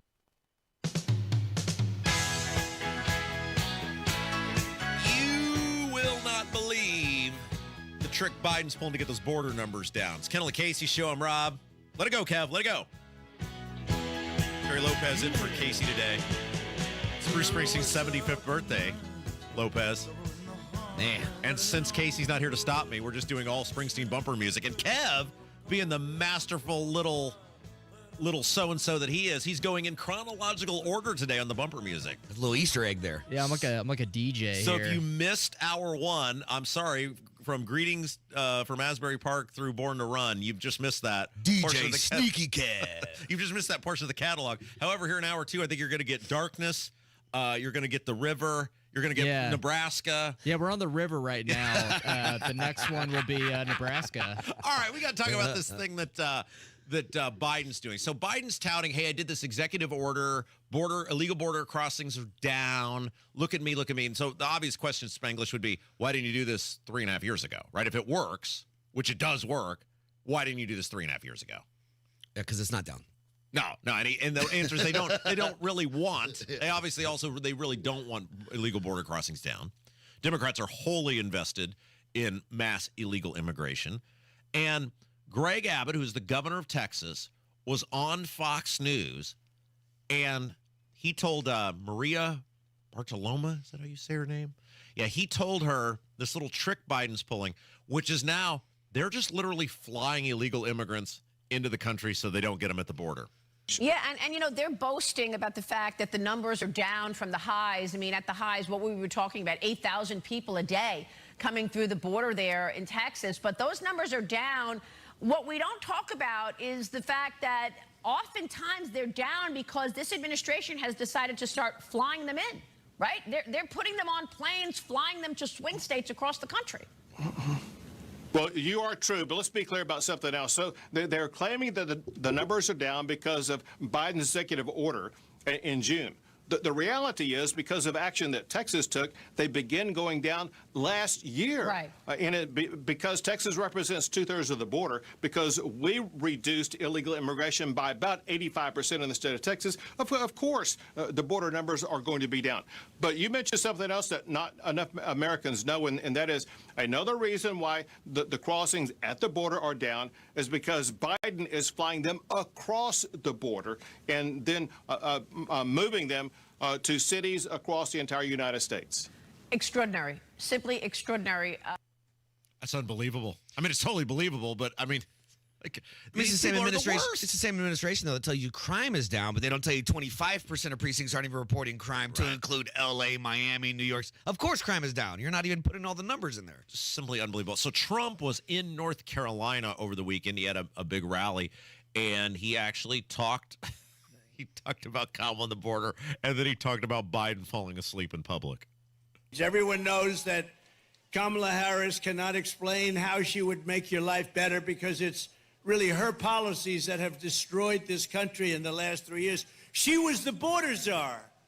Now she says she wasn't the border czar. It doesn't matter. She was in charge of the border, put there by sleepy Joe Biden. He wanted to go to the beach. She said, I don't have time. I got to go to the beach and sleep. Who the hell sleeps on camera? You have cameras watching. I don't want to ever fall asleep on live television.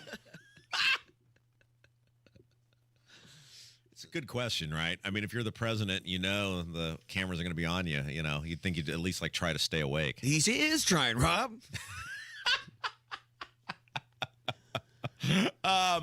All right, I got to play this audio. So, you ever watch C-SPAN, Spanglish? Yeah, sometimes. I think that should be the regular news. It seems the most unbiased. They do what appears to be a pretty fair job, and they have this call-in show that's been a staple for years on C-SPAN where, hey, if you're a Democrat, you call this line.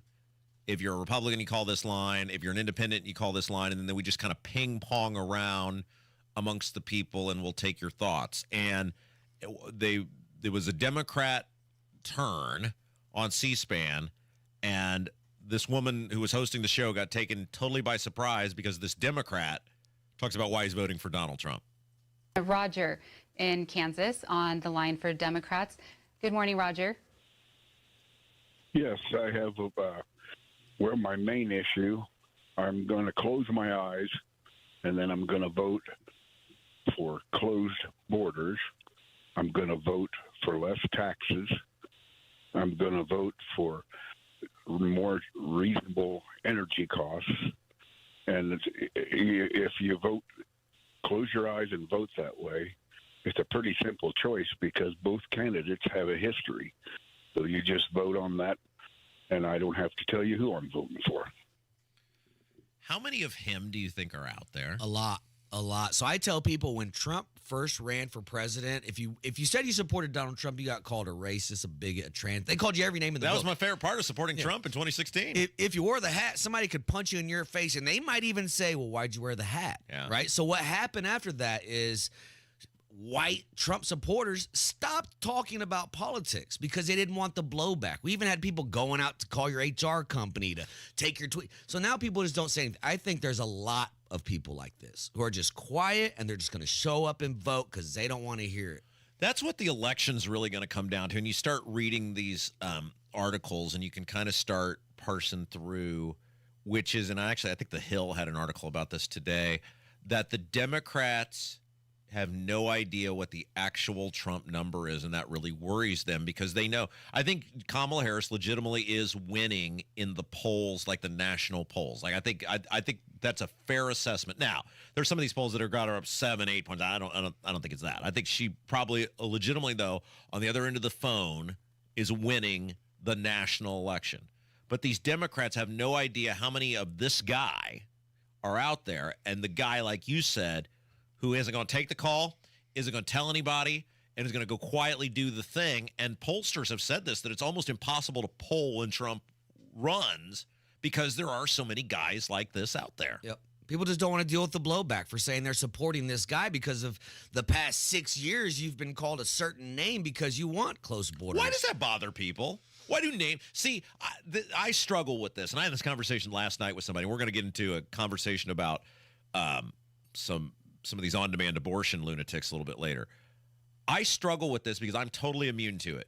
I look forward to it. I hope you say something so I can get you back. But there are so many people who, and I've never understood this, why whatever a stranger says about you, like why does that bother you? Like I was raised in a house where you were taught history and you realized, hey, look at the things the founding fathers lost to form a country, right? Like their homes, their lives, their families, their fortunes, all of it just evaporated for many of these people.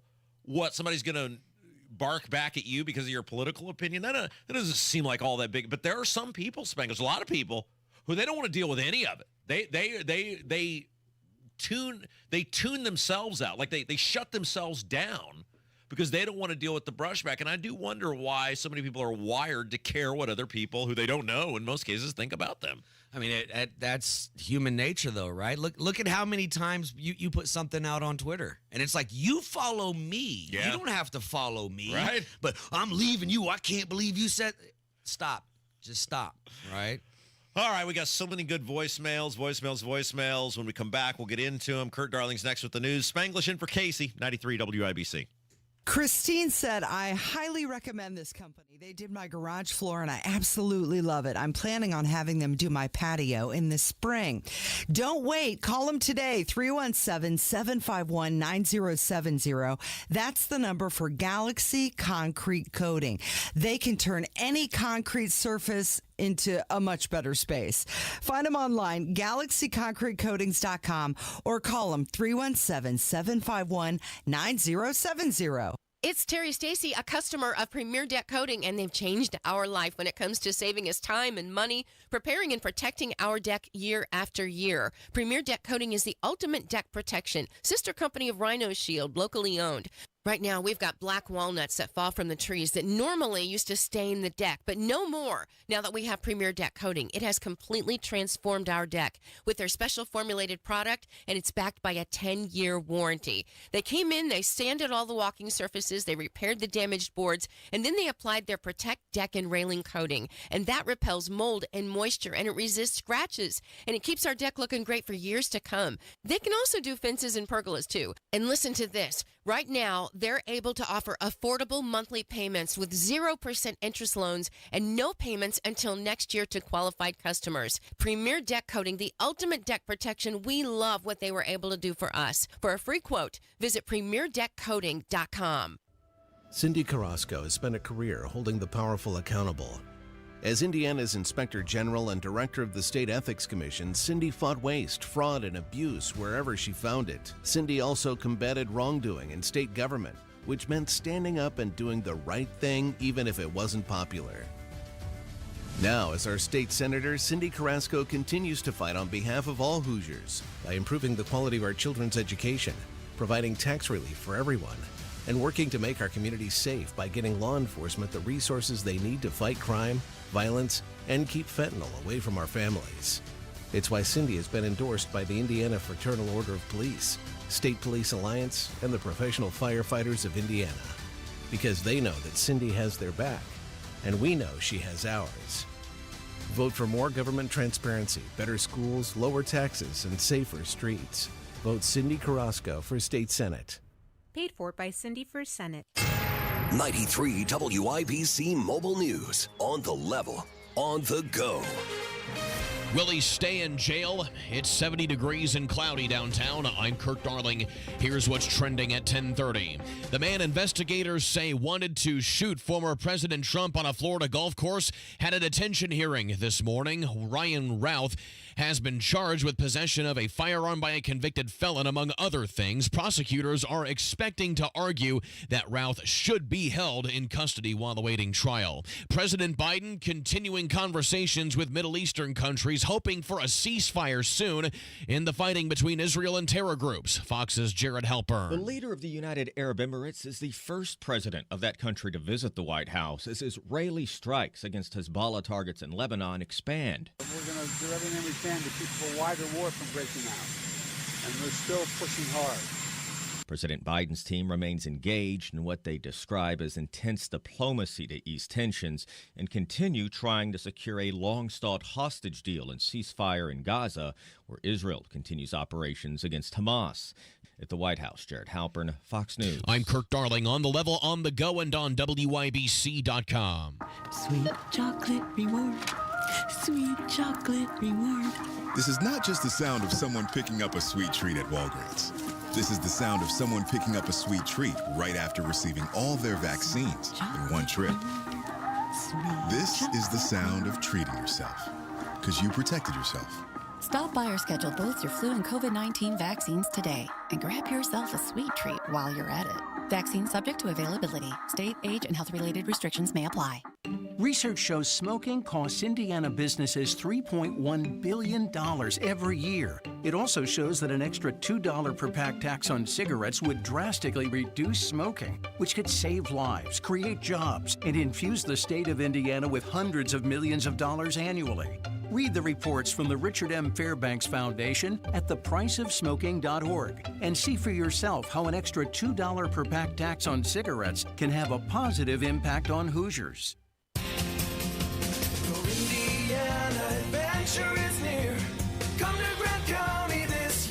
Celebrate a fun 50s weekend in Grant County, Indiana, September 26th through 29th. Cruise over to the Ducktail Run in Gas City and the James Dean Run in Fairmount, two of the Midwest's coolest classic car shows. Honor the era of hot cars and cool cats and celebrate where cool was born. Get details at showmegrantcounty.com. Grant County, Indiana, classic cool. Indiana adventure is near.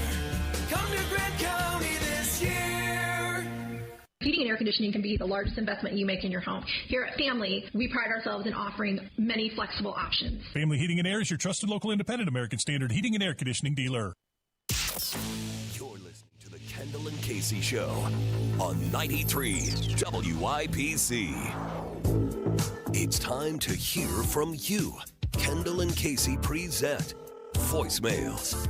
Brought to you by QC Kinetics for non-surgical regenerative medicine treatment at 317-559-PAIN. 317-684-8444. That's the phone number, 317-684-8444. Spanglish in for Casey today. Jerry Lopez, Kev's here. All right. So one of my most favorite bits we do every single year on this program, right about this time of year, is we flood the Brownsburg Education Foundation with nominations by our fabulous audience for my induction into the Brownsburg High School Hall of Fame. Saw it on X. And every year they get, 100 or more of these or however many. And we do this because they send rejection letters to... Why? When your person doesn't make it. Like, I think they did that as a courtesy because normally, Harry might get one nomination or Fran might get one nomination, as a courtesy. They didn't anticipate a guy with the number one radio show is going to have fun with it.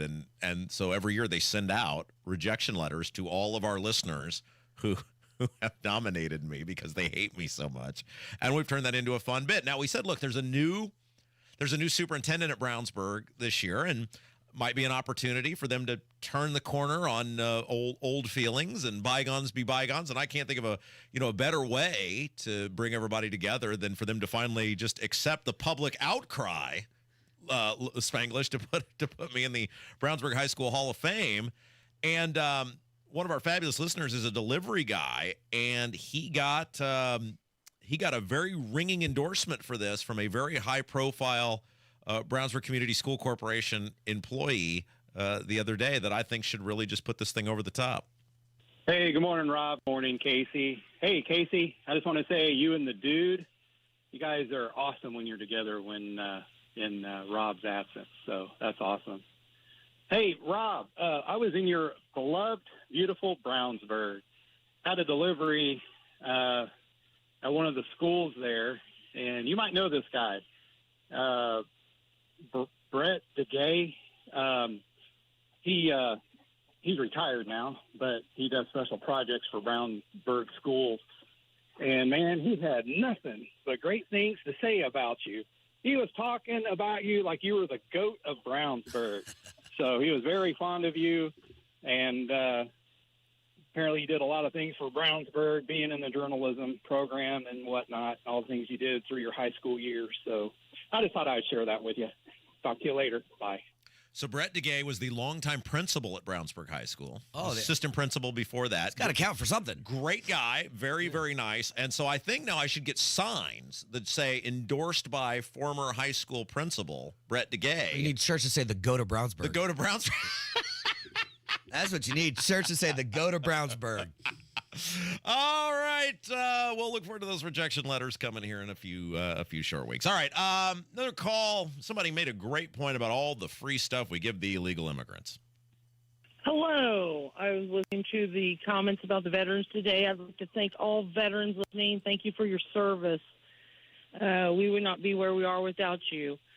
The problem I have is we can house and feed and take care of, 20 million illegal aliens, immigrants, I guess, in the United States today, and they acted before like we were half broke. If we can do that for 20-some million illegals, then every veteran that served the United States that is homeless or hungry or doesn't have somewhere to live or warm should have a free house, free hotel, free something from this country the rest of their freaking life. If we can support and house illegals like we are and feed them, there should not be one veteran hungry or homeless in the United States today. And that should be a freaking law. I don't understand where we can throw our money away down a hole and people don't even live here, yet the people who served this country, died for our country, injured themselves for this country, can't get a warm meal some days. It is ridiculous. Thank you very much. Hard to argue with any of that. Yeah, but that was the big thing, right? New York City, where they had the right to housing, so all the immigrants were going there. And the homeless vets are going, you mean you could have put me up in the Waldorf Astoria the whole time? The whole time. You have to really walk through with blinders on to not see how much these people hate this country. Oh. I mean, you have to really, really, really detach yourself from reality when you see something like that, right? Like what that lady is describing, because it is happening, where you are treating illegal immigrants in this country better than people who have served the nation. Yep. All right. What was this? Maybe this was Thursday. I don't know. It was out Friday. We got on a conversation about, I think it was the minivan. You got kids, right? You got Yeah, I don't have a minivan though, brother. How many kids you got? Five? Five. 5 kids. You never had a minivan? No. No. Your wives ever have minivans? No. We're the 3-row seat truck people. Okay, Kev, you have a minivan. Yeah, I roll around in a Toyota. Yeah, and so they got on a conversation. I think there was an article about the death of the minivan, how fewer and fewer people are buying the minivan, fewer and fewer people are producing the minivan. I think most of it is, like you said, either the 3-row truck or the SUV, obviously. And, we pointed out how Kev is the last of a dying breed. Nigel. Yeah. Nigel's driving a minivan. Nigel's got a minivan now, does too. He does, yes. I have driven Kev's minivan. It is a thing of beauty and elegance. So you're not on the dating market, Kev? Well, yeah. I mean, it's not the most. Here's the thing: it's practical for me. It's a practical vehicle. Now, he's right because he's in a band, and so he moves stuff around. But I mean, you're right and you're wrong. You're right from a pure practicality of I need to maneuver. It makes sense. Yeah, but you're right. You are also correct. Can't pick up a girl in a town and country. There's no way. No. Now, here's what I think you should do is you should, if you were to, what do they call that? Not wallpaper, but where you wrap. Yeah. Yes. If you were to wrap that van in whatever your band's logo is. There you go. Yeah. Now, then I think women would see that and say, okay, now I understand what's going on here. So you might be able to get the best of both worlds. So if anybody is in the wrap business and could get us an estimate on what kind of van is it?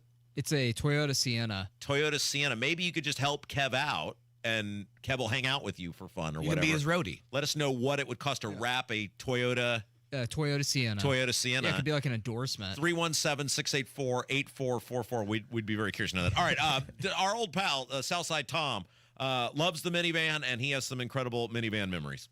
Hey, good morning. Good morning to Jim and to you as well, Casey. Yesterday, you folks spoke briefly about minivans, and we went through 4 minivans when our kids were younger. They're both in their 30s now, and the best way I can describe them, they were the Swiss Army knives of vehicles. And I dearly love the experience we had. We had Volkswagen Vanagon, and we had 4 Plymouth Voyagers during that time, and you could do just about everything in these particular vehicles. And very honestly, I am a great admirer and love our Subaru Forester we have now, which is an SUV. But the minivan, it was the ultimate utility vehicle. I could take the seats out of the back of it. This is true story. And we actually were able to get a 42-inch riding mower in it. The salesman thought I was nuts, but it managed to make the trip all the way across Indianapolis to our South Side home. Yeah, it's comfortable and it's safe. See, I just think you've got a problem if you could identify yourself as why you have the van. Like, Well, I think just get a sticker that says my van identifies as an SUV. It basically is. It's kind of like an SUV, really. And then you don't have a van anymore. I think we've hit on something where, from a pure practicality standpoint of the life you live, the minivan does work for you. I think we've got to get you past the I'm a single man who rolls around in a van, because you don't really make that clear to people until you get into a conversation. And let's face it, that is probably a bit of a red flag of this man. Yeah, but wouldn't it be a red flag to go into debt to get a new car just to impress women? Have you seen the stupid things men spend money on to impress women? Listen, if we could get women in boxes and no cars, we would do that. All right? We get nice houses and nice cars because women like nice houses. Hey, we're going to do this abortion conversation next hour, so let's skip the abortion signs one. I'll play that next hour. Let's do that last one, this McCormick. Somebody called about the Jennifer McCormick property tax plan, and it'll give us a chance to crap on Jennifer McCormick, so I'm going to take advantage of it. Hey, Rob Kendall. I want to give you some comment about Jennifer McCormick for governor. I'm a little confused in her policies because she wants to lower property taxes, but yet she's a very loyal, proponent of increasing teachers' salaries. Aren't we going in opposite directions with those policies? And, I wonder which of those policies will actually get implemented, and the one that won't will screw the public and keep our property taxes high. But that's just my comment. So just wanted to get your take on that. Bye. Okay, so let's be very specific about Jennifer McCormick's property tax plan. It does not actually lower property taxes. The overwhelming majority of her plan is a giveaway to local governments, primarily local school corporations. It institutes zero accountability for local governments and school corporations. What her plan does do is use your money as a state taxpayer as a backstop for whatever the local governments want to do, and they are going to take money from the state coffers and give it to you to make you think she's cutting your property taxes, when in reality she's just bailing out schools and local governments acting more responsibly. So the math on her plan, since everybody's into math these days, she estimated her plan costs $600 million a year in a giveaway to public schools and local governments. There's currently $2.4 billion in the state reserves. That means, Spanglish, I am but a product of the public education system. But by my math, in 4 years, the state is entirely out of money. I don't understand. So we've outlawed monopolies in this country. It's an official thing. No monopolies. So why do we monopolize education?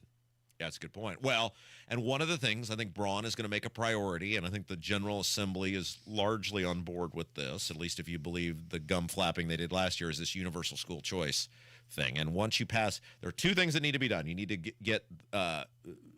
start making people declare party affiliations when they run for school board, just like every other office in the state. There's only one office you don't have to do that. And this universal school choice, where 90% of the money goes to you as the parent, you decide where you're going to use it. And if your public school system is succeeding, then great, people will stay with it. If not, you have the right to go where you want to go. All right, Hammer's next. Spanglish in for Casey, 93 WIBC.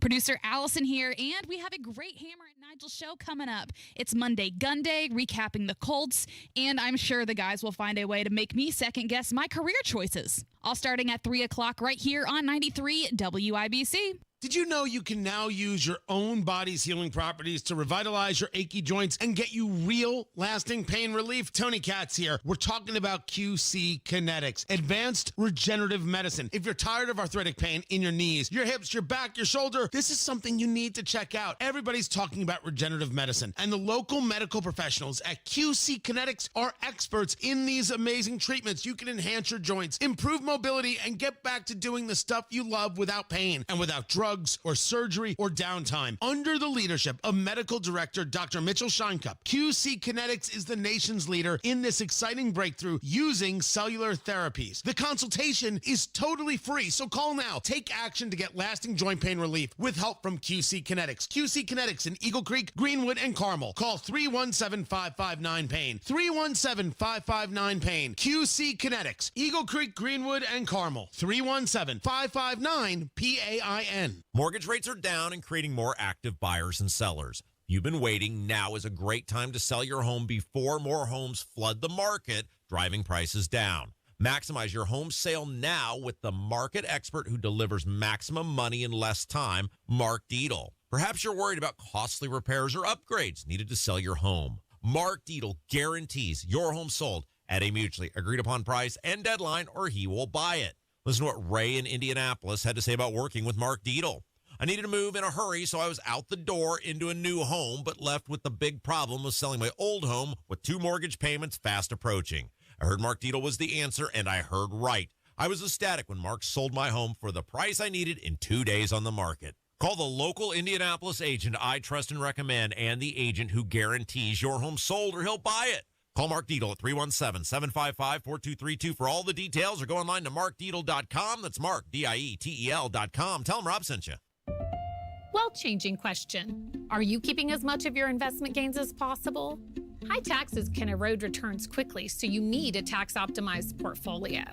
At Creative Planning, our money managers and specialists work together to make sure your portfolio and wealth are managed in a tax-efficient manner. It's what you keep that really matters. Why not give your wealth a second look? Book your free meeting today at creativeplanning.com. Creative Planning, a richer way to wealth.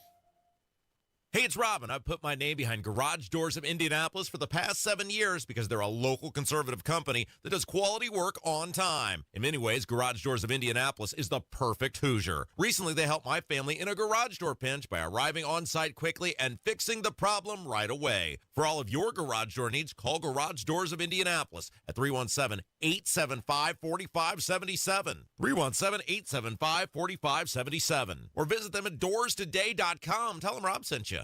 Earn, save, grow. It's time your money works harder and goes further with a Stockyards Bank and Trust CD. For a limited time, earn 5.15 annual percentage yield with our 5-month CD special. Proudly serving our communities since 1904. Visit any of our 5 Indianapolis area locations or syb.com/IndyCD today and experience the Stockyards Bank difference. $10,000 minimum balance required. Limited time offer. Member FDIC. Equal housing lender. Rampant crime, crumbling roads, unaffordable housing, open borders, and high inflation. That's Andre Carson's record after 16 years in Congress. Have you had enough yet? It's time for John Schmitz, an Indy native who's working for safe streets, an end to inflation, and a bright future for Indy. John Schmitz has the experience, creativity, and energy to tackle the issues holding back Indianapolis. Help make Schmitz happen. Vote John Schmitz for Congress. Learn more at johnschmitzforcongress.com. I'm John Schmitz. I approve this message, paid for by Schmitz for Indiana. Need life insurance but have diabetes, high blood pressure, or on anxiety meds? If you're a 50-year-old male, even porky, or with type 2 diabetes, $1 million of life insurance may only cost you about $200 a month. For affordable term life insurance, call Term Provider and speak with Big Lou at 800-444-9336, 800-444-9336, or visit biglou.com. Remember, Big Lou's like you. He's on meds too. 800-444-9336. Never miss your favorite shows on WIBC. Get your content to go. Would you like fries with that? Tony Katz, Kendall and Casey, Hammer and Nigel, Tony Kennett, The Gun Guy, Home and Garden. Subscribe wherever you get your podcasts.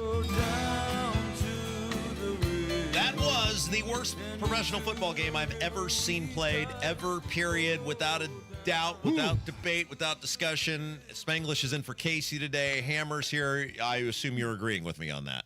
That was some bad quarterback play all the way around the board.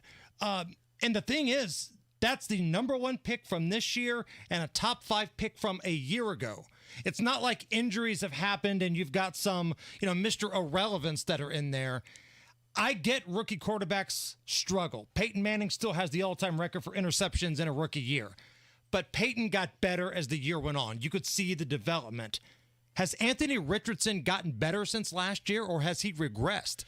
Yeah, I mean, look, the Bears are a complete dumpster fire. It never gets any better. As long as the McCaskies own the Bears, it'll never change. But what's the Colts' excuse, right? I mean, I thought we were They're young. They're young. Richardson's the youngest quarterback in the league, dude. He is. Is he better now than he was a year ago? Yes, because he's actually playing now. He wasn't playing last. Did you watch that game yesterday? Well, no. Listen, he made a lot of mistakes. That goes without saying. But he's got to keep playing. He's got to keep playing to get better and stay on the field and don't get hurt. Is what I'm worried about. Before the injuries, though, a year ago, like take that Texans game, he was at least dual threat. Correct. You didn't know if he was going to run, and he was big and he was strong, and if he would just slide, he would have had a great year. Yep.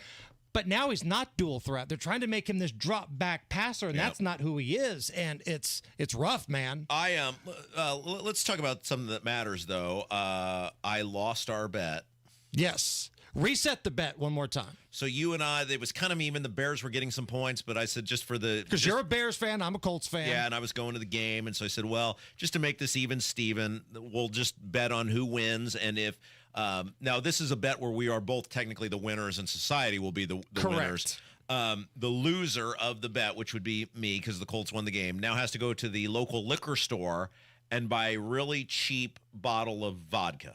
The type we used to buy in our 20s. It Dark came in eyes. like a plastic bottle, maybe with a handle on it, right? Yeah, and then our plan is we're going to put a little card on that bottle of vodka and that says for shenanigans. For office shenanigans. Office shenanigans, yes, very important. Office shenanigans, and we're going to try to deliver that to the mayor of the city of Indianapolis. That's a good deed. That's a good deed. We're going to walk over to the mayor's office and deliver it to Joe, because if he's absolutely positively not been to rehab, he would have no problem accepting a gift of friendship to bury the hatchet from Rob and myself. Now, the only issue that we've encountered, my father, who, he's Mr. Law Enforcement man, and he knows how all of this works and spent many years dealing with the city-county building amongst every other law enforcement or government-related building in the city, said he thinks we may have a problem because we got to get up to the 25th floor, which is where the mayor's office is, and he doesn't think they're going to let us in the building with the vodka. Like, it's not like when I went over to the governor's office and handed him something, you could just, hand him, I don't know, maybe they wouldn't let vodka into the State House either. So this is something we've got to contend with, is how are we going to get the vodka to Hogsett? So the other option we have is find out where he lives and just go knock on his door and say, hey, this is a little gift from, in this case, the Kendall and Casey show, but I would be there too, and you deliver the cheap vodka to Boss Hogsett. Now, his address is public record. He is a public servant. We would not in any way be attempting to disrupt his evening. We're not protesting on his lawn. We're not setting up camp. It's not Chaz Chop. Maybe we should, because maybe that's how we could get a meeting with him. Probably would be the best way to get Hogsett's attention and comfort would be to cause as much disruption as possible. But that's not us. But I think we could, and maybe we could just leave it like maybe as a screen door or something. If he's not home, we could just, leave it in there. Treat it like an Amazon package. Yeah.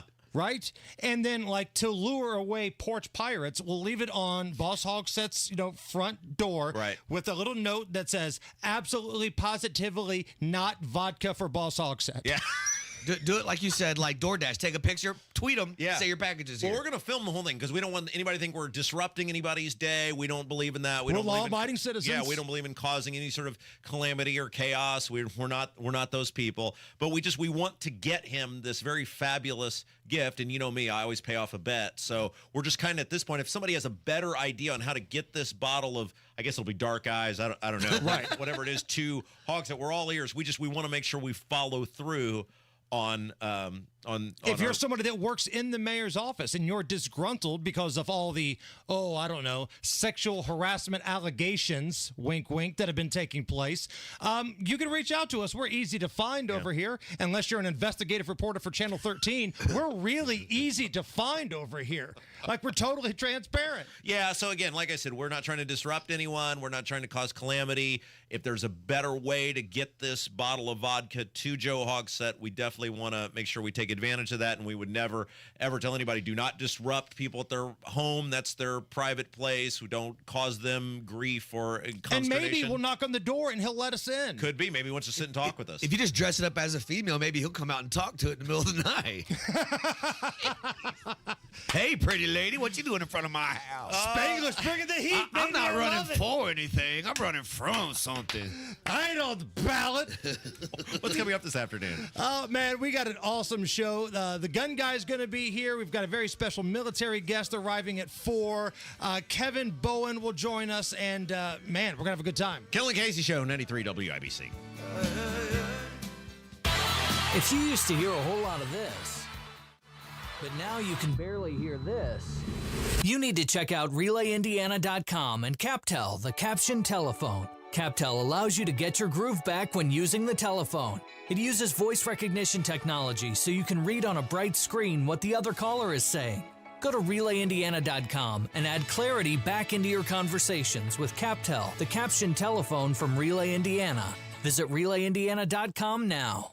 Hey, John, why so glum? I just got let go. The company's downsizing. This is the third time in the last 2 years. I'm done with this. Have you thought about My Computer Career? I've heard they can train you for a career in IT in just a few months, including cybersecurity and the basics of AI. And you don't need prior training or experience. Now that's a recession-resistant career. Wow, thanks. I'll check them out. Go to mycomputercareer.edu and take the free career evaluation. mycomputercareer.edu. Financial aid is available for qualified students, including the GI Bill.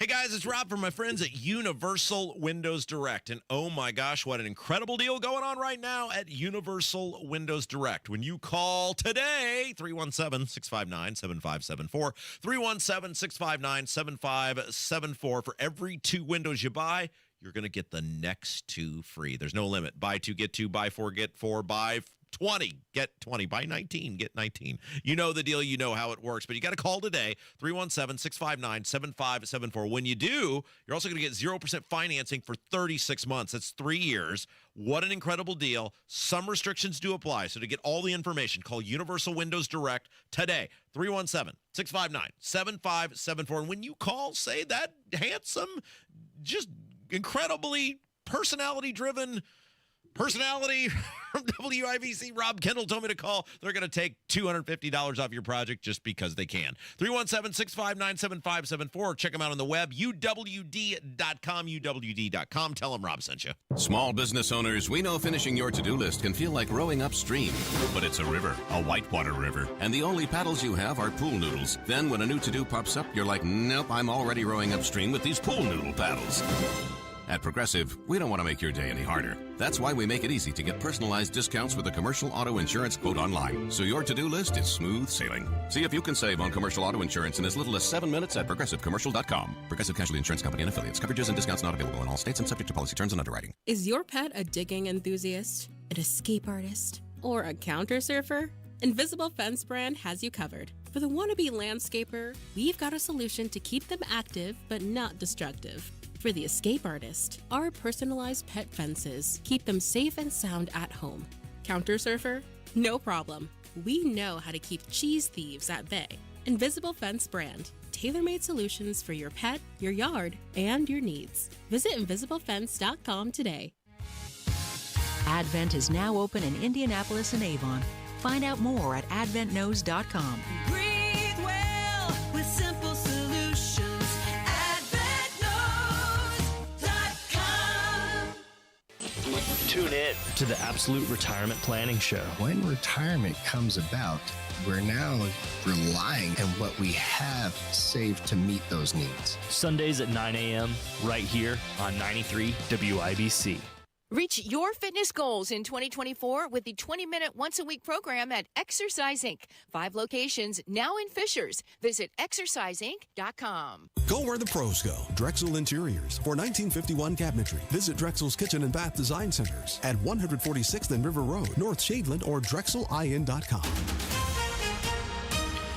Coming up in 2 minutes, how bad the weather was on Sunday in some places throughout central Indiana and how Anthony Richardson assesses his performance against the Bears. I'm Kurt Darling. That and more coming up from the Technology Recyclers Studios after Fox News. You're listening to 93 WIBC, WIBC HD1 Indianapolis. It's 11 o'clock. He's due back in federal court this hour. I'm Dave Anthony, Fox News. The suspect in the second Trump assassination attempt, Ryan Ruth, has a bond hearing on 2 federal gun charges, but he could face a lot more as the Justice Department releases new evidence about the rifle Secret Service spotted at a golf course where the former president was playing, thwarting the attempt 8 days ago. The rifle was loaded with a total of 11 rounds and had a round in the chamber. Fox's Dana Marie McNichol also reports outside the court in West Palm Beach, Florida. Additional new details come from a witness interviewed by the FBI who said Ruth had dropped off a box at his house a couple months ago with ammunition, a metal pipe, miscellaneous building materials, 4 cell phones, and various letters. Now, one of those letters starts with Dear World and states this was an assassination attempt on Donald Trump, and in case of failure, offers $150,000 for someone to finish the job. Today, the former president will hold a rally in Pennsylvania. Battleground State Vice President Harris will visit Wednesday, as a New York Times Siena poll gives Trump leads in 3 other toss-up states, Arizona, Georgia, and North Carolina, where the Republican running for governor remains caught up in controversy, prompting Mark Robinson's senior campaign staff to resign. After a CNN report alleged Robinson left comments on adult websites referring to himself as a black Nazi. Robinson is African-American. He denies making the comments. Robinson is facing North Carolina's Democratic Attorney General Joshua Stein in the race for governor. Some Republicans worry the scandal could affect former President Donald Trump's chances to win the state's electoral votes. As Fox's Eben Brown, Israel keeps targeting Hezbollah militants with a barrage of airstrikes today in Lebanon, where officials say 274 people have been killed, more than 1,000 injured. Israel is targeting weapons facilities and launching positions. They've hit 300 Hezbollah sites so far today, and now Israel is warning residents to evacuate. As Fox's Nate Foy in Tel Aviv. America's listening to Fox News. 93 WIBC Mobile News. On the level, on the go. How bad was the damage? Radar is clear, 71 and cloudy downtown. I'm Kurt Darling. Here's what's trending at 11:02. Tornadoes hit different areas of northeastern and east central Indiana on Sunday. Ryan Hedrick reports. Trees were torn out of the ground, and the roof at Jay County Senior High School in Portland was badly damaged. Another tornado touched down just west of Muncie in Delaware County. From what we can tell, the paths were relatively short. The paths on radar, at least from the debris ball that briefly popped up on radar, especially the one in Delaware County. Wish TV forecaster Ryan Moore says there could be severe weather on Tuesday with strong winds, the primary concern. Ryan Hedrick, 93 WIBC Mobile News. 6 cars impounded and 3 people arrested from the weekend crackdowns on street takeovers and spinning by IMPD and state police. City county councilors expected to be introduced to a new proposal to further clamp down on them at tonight's city council meeting. Thomas Mason Jr. of Indianapolis has been charged with murder. And that's connected to the death of Michael Edwards. I'm Donnie Burgess. Edwards was found shot inside of a car August 29th near West Montgomery Park. He later died at the hospital. It's unclear what connects Mason Jr. to the crime. Police have only shared that he was arrested and charged with murder September 16th, expecting to hear more from prosecutors soon. Donnie Burgess, 93 WIBC Mobile News. A woman killed in a crash at an Indiana toll road rest area. State police say that Marcy Rodriguez went into the rest area at LaPorte along westbound I-90 and slammed into a semi. The driver of the semi was not hurt and was in the sleeper area of the cab at the time. Anthony Richardson had to endure more growing pains on Sunday as he helped the Colts to a 21-16 victory over the Chicago Bears. Everybody's excited. Everybody's juiced up, but, Shane just told us we got a lot of stuff to clean up, which we know. All we needed was one, so hopefully we can keep the train rolling and just stack the dubs up. He threw 2 interceptions. Colts defensive back Jalen Jones had 2 interceptions of his own, leading a stellar defensive effort. The Colts have the Steelers at home next Sunday. I'm Kurt Darling on the level, on the go, and on WIBC.com. It's Terry Stacy, a customer of Premier Deck Coating, and they've changed our life when it comes to saving us time and money, preparing and protecting our deck year after year. Premier Deck Coating is the ultimate deck protection, sister company of Rhino Shield, locally owned. Right now, we've got black walnuts that fall from the trees that normally used to stain the deck, but no more. Now that we have Premier Deck Coating, it has completely transformed our deck with their special formulated product, and it's backed by a 10-year warranty. They came in, they sanded all the walking surfaces, they repaired the damaged boards, and then they applied their Protect Deck and Railing coating, and that repels mold and moisture, and it resists scratches, and it keeps our deck looking great for years to come. They can also do fences and pergolas, too. And listen to this. Right now, they're able to offer affordable monthly payments with 0% interest loans and no payments until next year to qualified customers. Premier Deck Coating, the ultimate deck protection. We love what they were able to do for us. For a free quote, visit premierdeckcoating.com. This hour on 93 WIBC, powered by Family Heating and Air, your American Standard air dealer in Indianapolis. You're listening to Rob Kendall. When we talk about sending money somewhere, we're talking about printing the money because we have no money. And Casey Daniels. My government would never lie to me, would they? On 93 WIBC. There are some really, really sick and bizarre people on the internet, and I got to see them up close and personal the last couple days. 93 WIBC, it is the Kendall and Casey Show. I'm Rob. Casey's out today. Spanglish, Indy Spanglish, our old pal Jerry Lopez in for Casey. All right, so this centers around this idea of these on-demand abortion crazy people. And I have found the past couple days on my @RobMKendall Twitter account fascinating because unlike any other conversation, one of the interesting things about Twitter is how anonymous people find you, right? Sure. Or how people who don't follow you then find you. And no topic of conversation brings anonymous or outside my orbit people to my account to comment. And by comment, I mean over and over and over and over and over again, like the topic of abortion. And we have dubbed these people on-demand abortion advocates. That's what it is. Right, it is. It absolutely is. And what do we mean by that is, to these people, abortion is not public policy, it's a religion. And maybe we'll go down that rabbit hole of why here in just a moment, because I heard an interesting theory on this over the weekend. But this kind of centered around, I don't even remember exactly how it got started, but people know by now, like, I don't care on social media. Like, I'm going to tell you what I think, and anonymous internet trolls do not bother me, and, like, whatever. But I don't know if it was – I think it started – I ended up on a back and forth with Seahag Destiny Wells over her terrible polling numbers that came out. I can't remember if it was that or what started it. But I basically said, look, Destiny Wells, who's running for attorney general, has zero chance to win in this state and got smoked by Diego Morales, who is a horrible candidate, was arguably the worst person to ever seek statewide public office in this state, and she got smoked by him, and now is getting smoked by Todd Rokita, who has a litany of his own issues that he's dealing with, because the average normal person in this state, while they may not like those people, they see people like professional C-hag Destiny Wells and her totally extremist, no limits, on-demand abortion policy, and they say, I can't do this. I cannot do this. I do not like these people, but I cannot engage in any sort of thought of being with you because you are so outside the mainstream. And she ends up, I guess her campaign now centers around fighting with radio or podcasters on social media, because she got into it with me. She got into it with Tony the other day. She got it with Dan. It's like, maybe this is why you're at 35% in the polls. But out of that, it spurred this just like army of people who are still going a day, 2 days later now. They're still fighting, I don't know, with each other, or like most of it is not with me. Like I just when they say insane things, I will retweet them every so often just to laugh at them.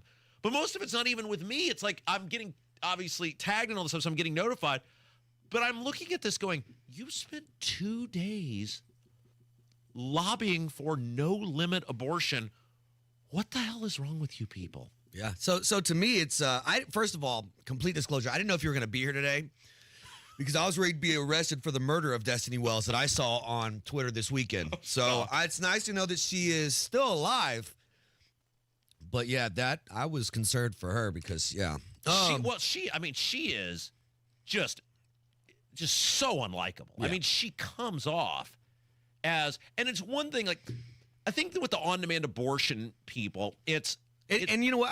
I'm so tired of people throwing this vet. I'm a vet. Yeah. Just because you're a veteran does not make you, in my opinion, any better than anybody else. I signed up for this. I went on my own to do this. So the fact that Destiny Wells did that, you did it on your own. That does not make you a better person than anybody else from my position. Also, if there is no, and this is what they kept saying to you, we don't want that.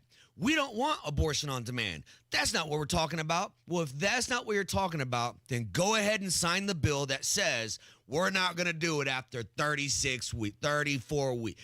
Go ahead, since nobody's doing it, let's sign that and be done with it. What's the number, right? Because what they'll say is, well, we want a pre-Roe policy.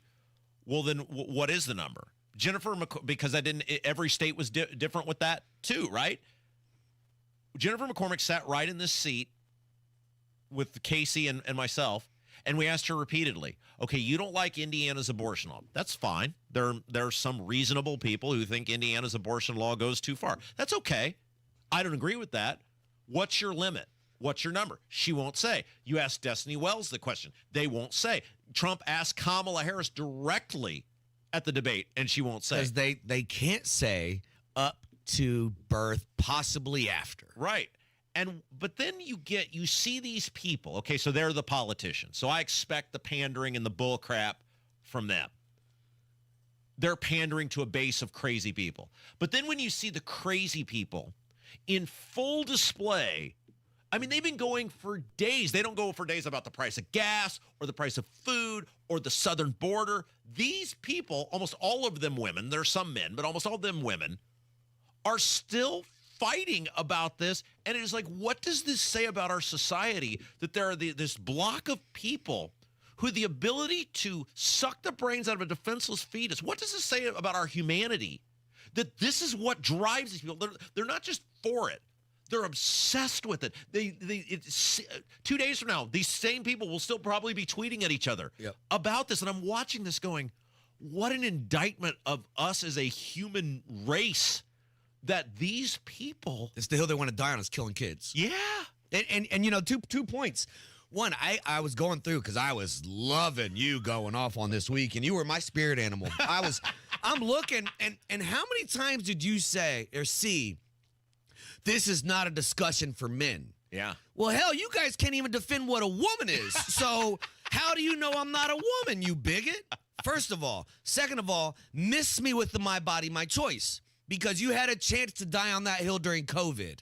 Yeah. And I have a stupid COVID card because my daughter had to get the shot. And what kind of dad would I be if I sent her to get it and I didn't go get it with her? So know what? It wasn't my body, my choice 2 years ago, and you're not going to turn around and pretend like it is now. The arguments, they're really bizarre where it's like it's always the rape, incest, whatever. Well, in the state of Indiana and almost every state in the union, if you are a victim of that. Who would not be against that? Every conservative's like, you know what? If you're raped or incest, yes, we understand that. Now, whether people agree with that or not is another thing because should the baby be punished for something they had nothing to do with?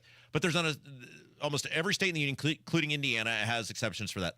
This health of the mother thing is another one they keep throwing out. Again, Indiana and every state in the union has exceptions for the health of the mother, and they can't tell you these specific things where how the abortion saved the life of the mother in many cases, but they'll throw it out there. And I talked to somebody in state government who shall not be named because this person would be tarred and feathered last night about this, who I really trust, and it's a very respected person. And again, I won't publicly out them as associating with me in their free time. But they said they had an interesting take on this. They said, is part of the problem that men have so abdicated their responsibility to be good partners and, more importantly, be good parents, that women feel emboldened to do this because men are no longer stepping up and not making women feel an obligation to bring life into the world and to care for life once it's brought into the world. And I thought that's a really interesting thing. Like, what role do men, because let's face it, we have seen the failure of the nuclear family. We've seen the failure of men stepping up to be fathers. What role are men playing in this? And if we were doing better at it as a collective, would that change, or are these people unchangeable? Yeah, but don't take the accountability away from the woman who's deciding to sleep with a bum. Well, that's exactly what I told you. You chose a loser, and now you're mad that he left you. I love, like you said, we're sympathetic on this because that's what I told the guy. I said, look, you may be right about that, but I said, my experience is most women have a general idea of who they're sharing a bedroom with. Now, occasionally you might be able to be fooled, maybe a little bit this way, maybe a little that way.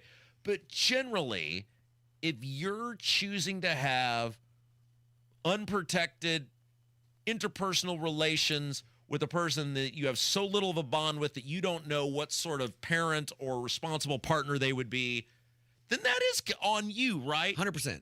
100%. That is on you. Yeah, you can't blame him. And so are we looking for excuses for people who just don't want to own the consequences of? Is that where we're at when we come back down to all of this? People don't want to own the consequences of their choices.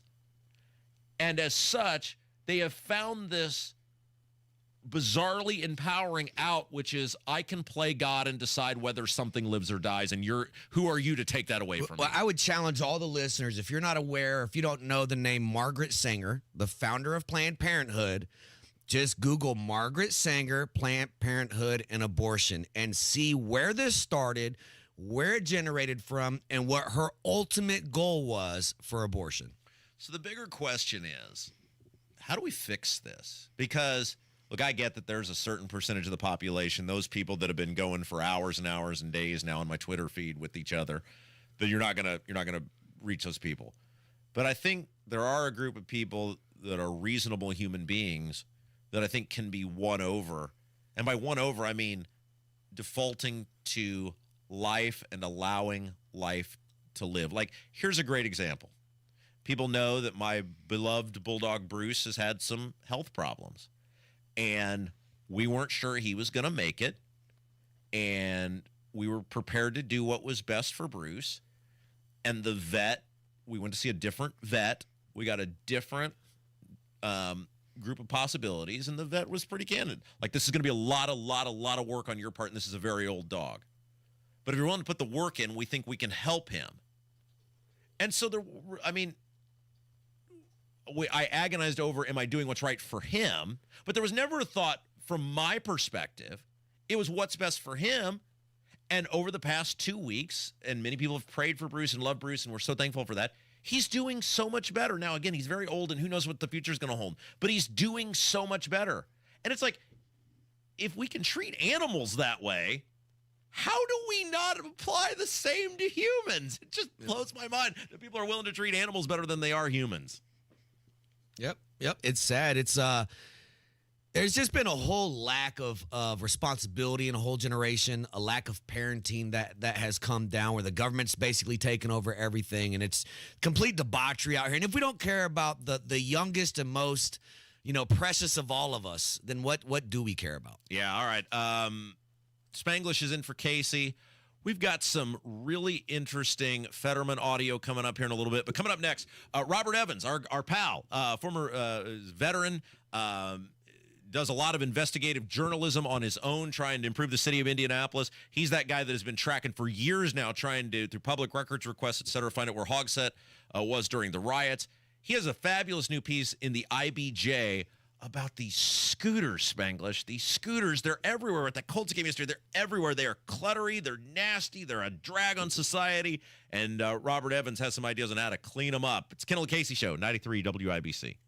This could be one of the most consequential votes of our lifetime. Who will be our next governor? U.S. Senator. Our next president. Who will represent us in the General Assembly? You have a voice with your one vote. Unhappy with the current state of affairs? You can do something about it. Voting is one of our most important rights as Americans. It's how you can stand up for your beliefs, your values, and for future generations. A reminder to make your vote count on November 5th. November 5th. November 5th. From WIBC and Urban One. Did you know the Social Security Trust Fund is expected to run out of money in less than 10 years? And according to Barron's, an average income couple could lose up to $16,500 every year in Social Security income. Multiply that by 10 or 20 years, and it could be hundreds of thousands of dollars. That's why it's so critical you have the right strategy to file for Social Security. Discover how you could get every nickel that's rightfully yours with a free, that's the key word, free custom Social Security analysis from Bill Demery, your retirement guy.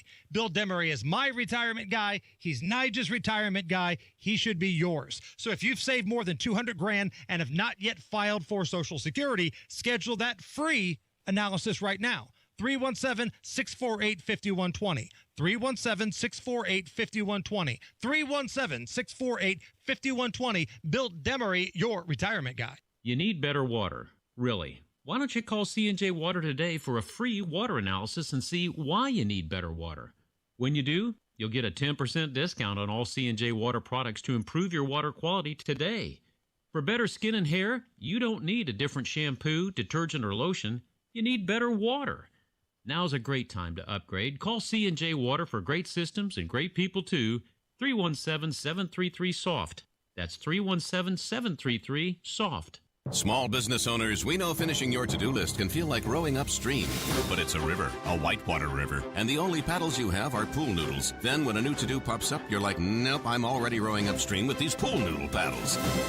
At Progressive, we don't want to make your day any harder. That's why we make it easy to get personalized discounts with a commercial auto insurance quote online, so your to-do list is smooth sailing. See if you can save on commercial auto insurance in as little as 7 minutes at ProgressiveCommercial.com. Progressive Casualty Insurance Company and affiliates. Coverages and discounts not available in all states and subject to policy terms and underwriting. Hey, what's up? Hammer and Nigel here. We are both customers of Window Nation. Window Nation came out to the Hammer House. They measured everything multiple times. They got it right the first time. They were in, they were out, and now my house looks amazing, and my heating and air bill has gone down because of my awesome energy-efficient windows. Yeah, Hammer, I had the same experience. Hey, you could buy 2 windows, get 2 free with 0 down and no interest for 24 months. 866-90Nation or windownation.com. Go where the pros go. Drexel Interiors for 1951 cabinetry. Visit Drexel's Kitchen and Bath Design Centers at 146th and River Road, North Shadeland, or drexelin.com.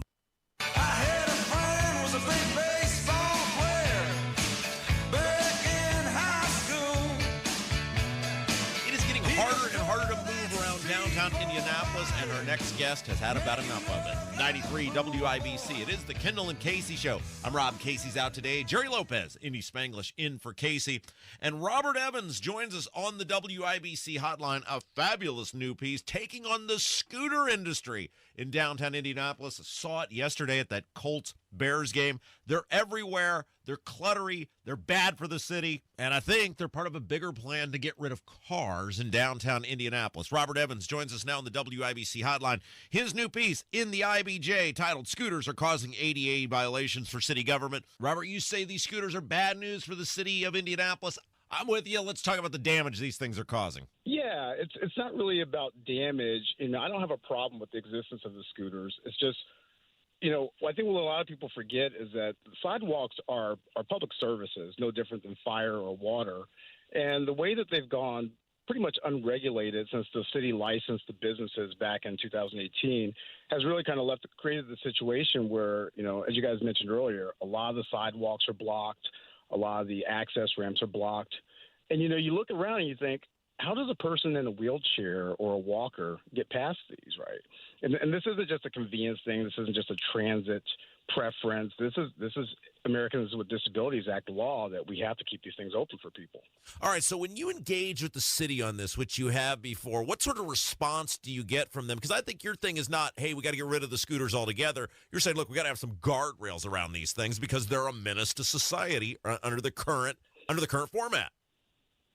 Yeah, so the city seems to have a lot of priority around this Vision Zero idea where they want to get rid of all traffic accidents, fatalities, and things like that between pedestrians and cyclists. But there's very, very little advocacy for, the elderly and the disabled in the city. So one of the first things I did is just kind of use my Twitter account to start reaching out to not just the city, but state reps around in the state, and mainly the ones that represent Indianapolis. No response, and this started probably close to a year ago, and then taking pictures of them. Then I sent the City County Council a cease and desist order because, as I started researching the case law on it, it became pretty clear that, the city has this responsibility for this.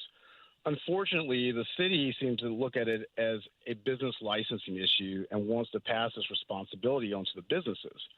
The problem there is that, they're waiting for a person to be burdened by these things, blocked by them, that make a report to the business.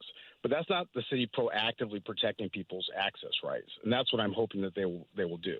So, Robert, I guess my question is, it's the city's job to enforce the ADA Act and the access points and making sure those are clear. But have you reached out to Bird or any of these other companies to say, hey, look, your drop-off points happen to be right on corners and it's affecting other people? Yeah, I have. And really what they do is they just say, we'll take a report and we'll move that one. But, again, that assumes that the issue is already there. So they're being reactive. Now, you look around the country and even the world, a lot of cities are just starting to ban them, right? So I know Paris has banned them. Madrid has banned them. Miami's banned them. I think San Diego's looking at banning them too. But, what I find really interesting, you guys are talking about, being downtown for games and things. There's a lot of institutions around the city that just ban them with what's called geofencing. And what geofencing does is it creates a restricted area where you can either ride or you have to park it. So, for instance, Lucas Oil, you can't park them on Lucas Oil. I don't think you can at Eli Lilly. And, one of the models I'm looking at is Purdue University, where they have a different vendor, but they require parking spaces and ride lanes. So you go to West Lafayette, you do not see this problem. Robert Evans is our guest. His new piece out in the IBJ. Scooters are causing ADA violations for city government.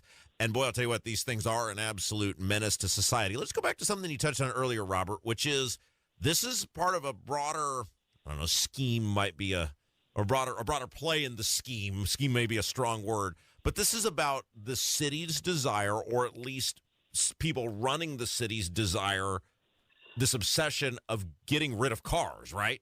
Yeah, the scooters are meant to solve what's called the last mile of transit. So the idea of getting a person, from the bus station to their front door. But, it's really interesting. If you look at some of the BRT bus stops for the Red Line, you see the scooters on the bus stop. So, again, how does a person in a wheelchair or a walker even get onto the bus if they can't get past a scooter? And so it's like they're prioritizing these transit fetishes, these preferences versus taking care of the basic day-to-day needs and requirements of everyone. What should the city do? I mean, because I think your case is not, we don't need to get rid of them altogether, but we got to have guardrails and guidelines. In your world, what do you want to see the city do? Yeah, the first thing I think the city needs to do is reach out to the companies and say, hey, you need to turn on geofencing for the entire city, not just for certain businesses, and the city needs to designate parking spaces for them. That'll keep them off the sidewalks. That'll keep them off the ramps. And what that does is, number one, it won't stop there. It'll keep charging the person that they try to, and it'll keep beeping. Also, I think the city just really needs a reduced number of them. If I remember correctly, there's something like 7,000 of them in the city. And I pulled some data on this earlier last year, and only about 60% of them are used, if I remember correctly. So I'm not sure that I think the volume is part of the problem, and reducing the volume would help. But the main thing the city really needs to do is, onus responsibility to enforce ADA law in the city, and just designate parking spaces for them. Hey, real quick before I let you go, you've been on this program before, and much of our conversation in the past, Robert Evans is our guest, has related to you've been on just what a quest to try to find out where Joe Hogsett was during the riots. You've been hit at roadblocks at every single turn. Where are you at with that? Yeah, that's pretty much blocked. What you really have to do at this point to find out anything in the mayor's office is you have to really kind of open a case with a judge and ask for them to release their private cell phones and emails. This is a big problem we've seen with the city with recent events, that so much of the administration is happening on people's personal cell phones and emails that it blocks you from using the APRA, the Public Records Act. So unless you get a warrant to do discovery on those, you'll never get that information. So it really does put citizens at a disadvantage for any type of search to figure out something like where the mayor was, or how certain things in the mayor's office have been handled over the last couple of years. How is that? They just don't have to give it to you. How is that legal, that you can do government business from your own personal devices and then the public doesn't get access to it? I mean, surely has this not been addressed in courts? Yeah, so my understanding is that once you start using those personal devices and emails for government business, they do become discoverable. Again, I'm not an attorney, but I've been researching this for a while, and I've talked to a few about it. So that's my understanding about it. So it's not so much that you can't, it's just the barrier to get there is so high. You have to first somehow get the question in front of a judge and then have the judge act. But then you have private citizens fighting the city, with your the city fight you with your own tax money to say no to this. Yeah, all right. Robert Evans, man, great guy. Thanks for fighting Hogsett. Thanks for fighting the scooters. We appreciate you, my friend. I appreciate you guys, too. Yeah, it's Kendall Casey Show, 93 WIBC. I've been playing sports all my life. Little football, basketball, pickleball, cross training, mud events, Spartan races and things like that. For Dr. Eric Williams, a successful chiropractor, staying active means everything. So when nagging knee pain slowed him down, he didn't want drugs or invasive surgery. He found a natural way to get lasting relief. QC Kinetics Cellular Therapies. We're using my body's natural abilities to get better. And that's huge. In time, that's going to be the way of the future. Using your own body's ability to heal. Now I can play day to day and not have that severe pain. Now he's back out there doing what he loves, thanks to QC Kinetics. Life is good. You're not going to slow me down. Leave the pain behind and get moving. Book your free consultation today with QC Kinetics. Call QC Kinetics, 317-559-PAIN. That's 317-559-PAIN. In Eagle Creek, Greenwood, and Carmel, 317-559-PAIN. 93 WIBC Mobile News. On the level, on the go. What he did beforehand. I'm Kirk Darling. Here's what's trending at 11:30. The Justice Department says the man suspected of an assassination attempt on Donald Trump in Florida wrote letters about his plan and stalked the former president. In a new court filing Monday, prosecutors say Ryan Routh dropped off a box at a witness's home months before the assassination attempt. Trees were uprooted and the roof of Jay County Senior High School in Portland was severely damaged. Another tornado hit just west of Muncie in Delaware County. From what we can tell, the paths were relatively short. The paths on radar, at least, from what we could tell from the debris ball that briefly popped up on radar, especially the one in Delaware County. Wish TV meteorologist Ryan Morse says that there may be more severe weather on Tuesday with strong winds as the main concern. I'm Kirk Darling, on the level, on the go, and on WIBC.com. David was in big trouble with the IRS. At first, I didn't owe that much, but after this year, it was out of control. Then David called Get a Tax Lawyer. Right away, they were like, oh yeah, looks like you're qualified to save. Get a Tax Lawyer went to work. Should have called way sooner. Get a Tax Lawyer has helped thousands like David fight the IRS and get a fresh start. Call 800-745-3070. That's 800-745-3070. Hey guys, it's Rob. You know, it's Monday. Sunday's going to be here before you know it. Sounds like it's a long way off. It is not. And this Sunday, if you're looking for a new church home or even a first church home, make plans to check out the church we call home, Life Church. Man, they're warm. They're welcoming. They would love the opportunity to meet and welcome you and your family. Many WIBC listeners have found a home at Life Church over the years. Why not see for yourself? You got nothing to lose and everything to gain. They make it easy for you with campuses all across central Indiana, Noblesville, Fishers, Eagle Creek, and Pendleton, plus awesome online services. Learn more about it all at lifechurchin.com. Of course I love my parents, I really do, but often felt angry with them because I was always screaming so they could hear me on the telephone. All that has changed thanks to the CapTel phone from Relay, Indiana. We're so much better off because now my parents can read what I'm saying on the CapTel caption telephone. Our conversations are pleasant because through voice recognition technology, my words appear to them on an easy-to-read screen right on the telephone. Thanks, Relay Indiana. Learn more at RelayIndiana.com. I occasionally have nerve discomfort in my hands, so the things I love to do... Let's play something, Grandma. ...became difficult as I got older. If you have occasional stabbing and burning in your hands and feet, try Nervive Nerve Relief. Nervive's clinically studied dose of alpha-lipoic acid reduces occasional nerve discomfort in as little as 7 days with continued daily use. Say yes to healthy nerves with Nervive Nerve Relief. These statements have not been evaluated by the Food and Drug Administration. This product is not intended to diagnose, treat, cure, or prevent any disease. Indiana adventure is near. Come to Grant County this year. Ready for some high-energy excitement and fun? Head to Jonesboro, Indiana, September 26th through 29th for the Jonesboro River Run. Amazing stunt bike riders, a cool bike show, fun field events, cool light show, and rocket live bands all weekend long. Get details at showmegrantcounty.com. Grant County, Indiana. Classic cool. Indiana adventure is near. Come to Grant County this year.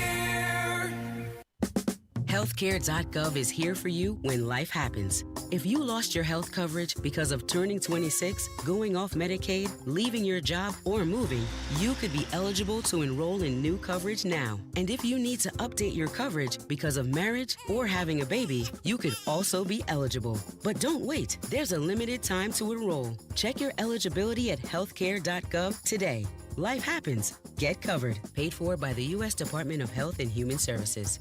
Are these uncertain times making you nervous? Give Family Heating and Air a call at 317-577-8077. Family Heating and Air is your trusted local independent American Standard heating and air conditioning dealer. Hammer and Nigel here, inviting you to join us as we kick off the weekend every Friday around 5:45 with Beer Sample Friday, brought to you by our friends at Thompson Furniture and Mattress in Columbus.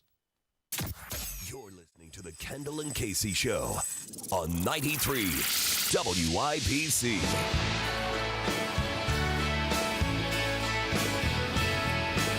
So, if somebody does something incredible, what obligation do you have to give them that thing back if they ask for it? It's Kendall and Casey Show, 93 WIBC. I'm Rob Spanglish, our old pal, Indy Spanglish on Twitter. Jerry Lopez in for Casey. Kev's here. You're a baseball guy? I am. Yeah. As a Cuban, I'm obligated. I don't have a choice in that. It's the one sport we can play. That's it. That's very fair. There's certain rules around this place. We call them things. In this case, it's Jerry can say, or then a lot of times it's things Abdul can say that we can't say. And that's good job. That's one of them? That's one of them, yeah, you know. I mean, that's just a fact. Well, you can say that. That's my Also, point. there's no Cuban Olympic team. You know why? Because all the athletes are already here.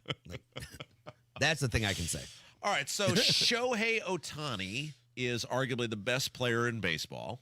He has had an incredible season. He has hit now more than 50 home runs, and he has stolen more than 50 bases. That has never happened before in the history of professional baseball, that some guys hit 50 home runs and stolen 50 bases in the same season. And the other day, he hit his 50th home run when he had stolen his 50th base, and then he hit his 50th home run. And a fan at the ball game, Otani plays for the Los Angeles Dodgers, caught that baseball, which makes it a historic baseball. And the Dodgers went to this fan and said, hey, that's a historic baseball. It either we'd like to either give it to him, or very likely it would end up in Cooperstown, New York at the Baseball Hall of Fame, or we might put it in a, display here or whatever. We'd like to have that baseball back, and we're prepared to compensate you for the baseball. How does $300,000 sound? Now, $300,000 might sound like a lot of money. And by the way, Yahoo has a full detail of this story if you'd like to read more for yourself. Sounds like a lot of money. But then when you factor in what sports memorabilia has been selling for recently, we just saw a Babe Ruth jersey smash the all-time record for sports memorabilia, selling for many, many millions of dollars. Clearly, there is a large market on the open market for things such as this. And the guy said, yeah, nah, I'm gonna keep this. So my question to you, Spanglish, is if you're a part of something historic and somebody comes and makes you a fair offer, do you feel some obligation maybe to give them the thing back if you're being somewhat properly compensated? Or, hey, all's fair in love and war, this is going to eBay, baby. All is fair in love and war regardless, right? When you pay your fee or your ticket to go in there, at that point you have one job: just stay off the field. Everything else belongs to you, right? So no, I think this guy, I would have done the same thing. How many times have you heard, okay, hey, you can come down, here's a bat signed by Otani, and here's a jersey, and then you turn around and you see that this thing could have sold for, he's going to make $700 million. I'm sure if he wants it bad enough, he'll give me a cool little mill. Yeah, so that you raise a good point, which is Otani doesn't have any love for the guy who caught the jersey, or caught the ball, rather. It's not like he's a lifelong friend or somebody that he would, if that guy is having some sort of financial trouble, isn't like Otani was out there, handing him money. I tend to agree with you on that. The one thing that I do lament is it seems like oftentimes these historical pieces of memorabilia end up in private collections. Never seen again. And they're never seen again, and they're not put out for the public to view or appreciate. And I do hate that. So let me ask you this then. Are you a Cubs fan? I am a Cubs fan. All right, so let's say Sammy Sosa does this when he's on the Cubs, okay? And they come to you and they say, Rob, we will give you season tickets for life. Yeah. 2 tickets right behind home plate. We just want the ball. Yeah. Would you do that? No, you know how much it costs to drive up to Chicago and park, and I mean, come on. Well, but free parking. Oh, yeah. Free tickets. No. I think I'm with you on this, that I think the guy has a right to do with the thing whatever he wants to do with it. And you always make me feel better about my hardened opinions. I don't know if that makes me a good person. Well, I just feel like you're turning into an echo chamber for me. But you would hope maybe that if it indeed is important enough to him that Otani could, up the ante a little bit, throw in a few, like you said, tickets or autographed pieces of memorabilia, and then maybe it could end up on display where Dodgers fans or baseball fans could see the And we thing. probably will hear that Otani purchased this ball. Yeah. Do you collect anything? So as a kid, I collected baseball cards, basketball cards, some autograph stuff. Not now. No, not now. No. Now I just collect sleep. Do you still have the things that you collected as a kid? I do, yeah. Thanks to my mom. I think when I left for the service, I left it at her house. And now that my son's older, to give it to him, it's like, oh, I actually did the thing that I wanted to do. Yeah. And he has them. So it's cool. I don't know that any of them are worth money, but it's kind of cool to look back and just kind of, think about how old I was when I collected these things. Yeah. I recently sold all the toys from my childhood. And I went back and forth on it because I thought, well, these things had a lot of memories to me. But it's like by the time my kids are old enough, like we're talking 40 years or more, like that's not going to mean anything to them, right? I mean, these little out-of-package G.I. Joes, and somebody made what I thought was a very fair offer for them. And I thought, well, am I selling out my childhood? But then I thought, I haven't looked at them in 20, 25 years. What are they really doing here? Yeah. They're just collecting dust. And now I have money. There you go. Go buy some new ones. Follow-up question. You're a man who's traveled the world. You've been all over the fruited plain, both as a distinguished member of the armed services and then also as your day-to-day existence has brought you around. You ever stayed in any sort of, I don't know what we call it for lack of a better term, trying to be politically correct here, lower-grade motels? So does that mean where you have a key to your door? You know what I mean? Like when the key's on the outside? I thought you were going to say where I pay for it by the hour, but that's even better. I said, yeah. But with the key to the door, I think that qualifies as a... Yeah. Yeah, I have. And I do. I have not stayed in a motel in quite a while. I'm trying to think when the last time I went to Las Vegas for my honeymoon. That may be the last time I stayed in a motel of any sort. Motel 6. You ever stayed at a Motel 6? I have. Oh, have you? Yeah. How was it? Yeah, didn't stay there too many more times. But Weren't they the ones that did the famous "We'll leave the light on for you" commercials? Yep. Tom Burdette. Motel 6 has sold for $525 million. That sounds like a lot of money for, and I'm not trying to indict anyone who stays at a Motel 6. Yeah. It seems like a fairly low-end hotel chain. Like, do you get anything at the Motel 6 other than a room? Continental breakfast. Do you? At a Yes, motel? I mean, like, because that's the best thing. I don't even know that they have pools. No, maybe there's an no way. outdoor, maybe.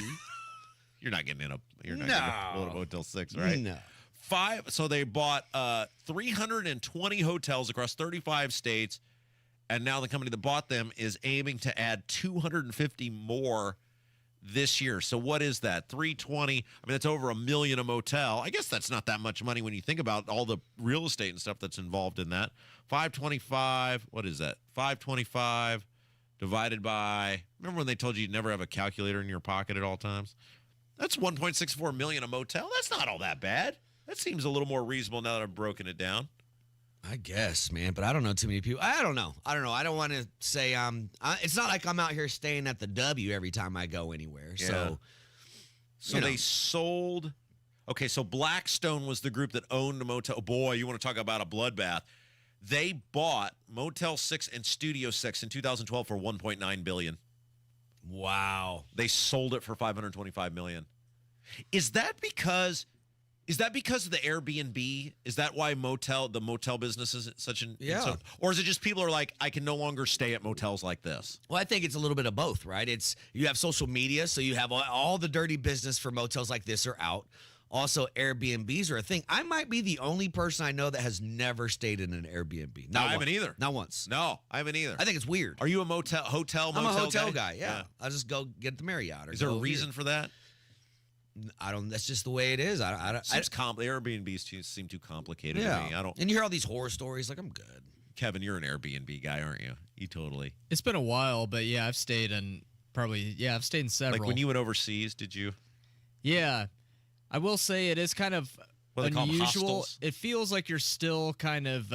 You're literally in someone's home. Yeah. So you kind of have to be on your best behavior. Be I worried to guess. be spied on. That's the thing. Yeah, I heard about that. There's a big problem. Wasn't there thousands of hidden cameras found?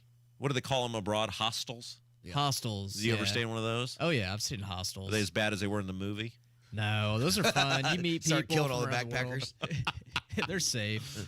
All right, let's take a break. When we come back, boy, our old friends in the city of Lebanon are at it again. There's $700 million on the line now. You may have heard we have a little bit of a beef with the mayor of Lebanon and this LEAP district and the use of taxpayer money to fund the LEAP district. And you will not believe what Lebanon's trying to do with $700 million when we come back. Spanglish in for Casey, Kendall and Casey Show, 93 WIBC. Producer Allison here, and we have a great Hammer and Nigel show coming up. It's Monday Gun Day, recapping the Colts, and I'm sure the guys will find a way to make me second-guess my career choices. All starting at 3 o'clock right here on 93 WIBC. When you have a stuffy nose, life can be a bit unpleasant. Some live every day with a stuffy nose, and that can make life downright miserable. I'm Dr. Madan Kandula with Advent, where we are committed to eliminating your nasal breathing problems with simple in-office procedures like balloon sinuplasty, which requires no surgical cuts, little to no downtime, and can have you breathing better in less than 30 minutes. At Advent, we understand your inability to breathe freely limits your quality of life, and that's why we continue to pioneer the most advanced in-office procedures that have made our practice a global destination for those seeking to live their highest quality of life. Visit AdventKnows.com to see if you're a candidate for the balloon sinuplasty procedure. Because Advent knows when you breathe well, you live better. Breathe well with simple solutions. Breathe well with simple solutions. AdventKnows.com. Results may vary. Do you owe $10,000 or more in credit card debt or personal loans? With credit card debt at all-time highs, Debt Relief Advocates is urgently notifying consumers of debt relief now being made available, designed to aid consumers with out-of-control credit card debt. Those who qualify and enroll for this relief program will only have to pay back a fraction of what they owe. This is not bankruptcy or a debt consolidation loan. This is a relief program that credit card companies would rather you not know about, as it ends your debt nightmare and saves you lots of money. Consumers owing at least $10,000 in credit card debt or personal loans can now take advantage of this debt relief as the cost of living skyrockets. Debt Relief Advocates has established a relief hotline for you to call to learn what debt reduction you may qualify for, so don't wait. For this free information, call the Relief Hotline at 800-525-9369, 800-525-9369, 800-525-9369. Hey, diamond lovers. Shane Company knows fine jewelry. That means a lot when you're looking for a dream engagement ring, a beautiful keepsake, or the perfect gift. When it's this important, you want someone who knows exactly how to work with your budget. Not against it. Someone who knows you deserve a piece more beautiful than you've ever imagined. Through 4 generations as a family business, we've always sourced our diamonds and gemstones directly, cut out the middleman, and passed the savings on to you. Come see us in store and compare our wide selection of diamonds, rubies, and a rainbow of sapphires in different shapes and sizes. So many in stock and ready to take home today. Create your dream engagement ring in 3 easy steps. Or pick a perfectly preset ring that's created by our in-house design team. Browse our selection of fine jewelry gifts for everyone in your life, from diamond and gemstone studs to must-have tennis bracelets and beautiful birthstone necklaces. With our everyday competitive prices and unmatched free lifetime warranty, Shane Company is your go-to destination for fine jewelry. Visit shaneco.com and come in to see for yourself. Shane Company, your friend and jeweler. Attention all Hoosiers, a historically important election is headed our way. The time to prepare for the election is now. Are you registered to vote? Do you have a plan to vote? The Indiana Secretary of State's office wants to remind you, registering to vote or updating your registration is fast, easy, and can be done online at indianavoters.com. You must be registered 30 days before Election Day, so get registered and get out to vote. This message is sponsored by the Indiana Secretary of State's office. Sweet chocolate reward. Sweet chocolate reward. This is not just the sound of someone picking up a sweet treat at Walgreens. This is the sound of someone picking up a sweet treat right after receiving all their vaccines in one trip. This is the sound of treating yourself, because you protected yourself. Stop by or schedule both your flu and COVID-19 vaccines today and grab yourself a sweet treat while you're at it. Vaccine subject to availability. State, age, and health-related restrictions may apply. Small business owners, we know finishing your to-do list can feel like climbing a mountain, but that mountain is also covered in banana peels. Then when something new gets added to your list, you're like, nope, I'm already climbing this huge, super slippery banana peel mountain of a to-do list. At Progressive, we don't want to make your day any harder. That's why we make it easy to manage your policy on our mobile app. So climbing that banana peel mountain feels more like a leisurely stroll. See if you can save on commercial auto insurance in as little as 7 minutes at progressivecommercial.com. Progressive Casualty Insurance Company and affiliates. Coverage subject to policy terms and conditions. Contact Zero Res now for 3 rooms of carpet clean starting at $119 and take $75 off air duct cleaning. Book online at ZeroResIndy.com for huge savings. Addiction. It's hard on those who struggle with it, but those who love the addict need support too. Matt Baer and Ryan Hedrick provide help and hope with Supporting Sobriety. Subscribe wherever you get your podcasts and on WIBC.com. Oh, high tax Holcomb and old mouthy Matt Gentry are at it again. Boy, what a rotten place Lebanon's turning into. 93 WIBC, it is the Kendall and Casey show. I'm Rob Spanglish. Old Jerry Lopez in for Casey today. Kev is here. So I saw this article in the Indiana Capital Chronicle over the weekend, and it is an example of how the government can not only put its thumb, but in this case, its entire fist on whatever they want to do, and they will get whatever result they want to get by whatever means they have to get it. And so, of course, obviously we're talking about this LEAP district in Lebanon in which the government has overpaid for large tracts of farmland. They are using that farmland to facilitate Holcomb's Treasure Island pie-in-the-sky dream of attracting as many mega corporations as they possibly can, and you and I, Spanglish, to the tune of, well, the IEDC budget for the most recent was $500 million.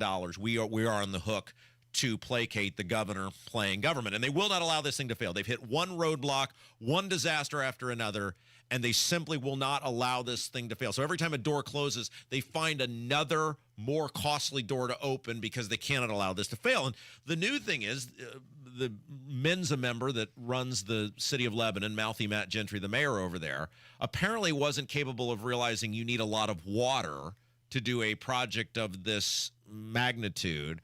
And shortly into the beginning of the project, after Lilly went out there as basically the first tenant of LEAP, they said, oh, crap, we're out of water.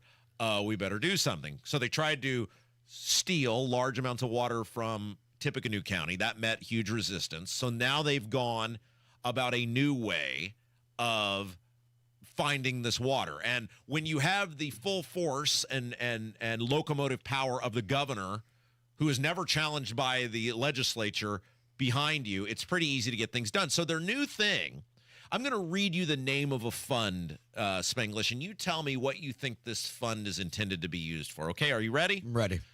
Indiana's Drinking Water State Revolving Fund. Yes. You want me to repeat it for you? Yeah, one more time. Indiana's Drinking Water State Revolving Fund. Indiana's Drinking Water State. So that is, I think, to make drinking water more accessible. Right. You would drink. Yeah. That would be to bring water to drink to communities, which makes sense. We want clean drinking water for communities. Now, this is a program that is backed up by federal dollars, and the Drinking Water State Revolving Fund gives low-interest loans to communities. It is usually backed up by some sort of rate increase for the consumer, not always, but usually, so that they can have money to do water treatment, et cetera. Right.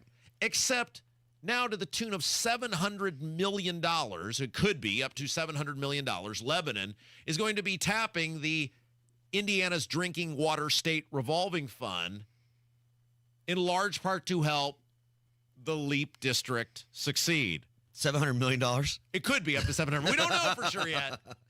Now, the people out there are saying, wait a second, and the people around here are saying, wait a second. It's supposed to be for drinking water. Eli Lilly and these mega corporations don't need this water for drinking water. They need it to facilitate these mega developments that are going to be going on out there. And their excuse on this is, well, yeah, that's kind of true, but this water is safe to be drank. So we can use Indiana's Drinking Water State Revolving Fund because the water, while not being used for drinking for the most part, it's technically been improved to be drank. So we'll say it qualifies. You could drink it if you wanted to. I could go in the toilet and drink it if I wanted to, but not a word from anybody in the Indiana General Assembly. Wow. Not a word from any of these state lawmakers. They're just sitting back and they're allowing this to happen because Holcomb wants it, and they would never, ever, ever stand for this anywhere else. But when the government is committed to something not failing, no matter how much financially it fails, they will cut any corner, they will open any door, they will do whatever they want, and they are not going to let LEAP fail. Taxpayers are going to pay for it. You did a great job today, buddy. Thank you. I appreciate it. Jerry Lopez, find him on Twitter at Indy Spanglish. Kevin, great job. Stick around. Tony Katz coming up next. Kendall the Casey Show, 93 WIBC.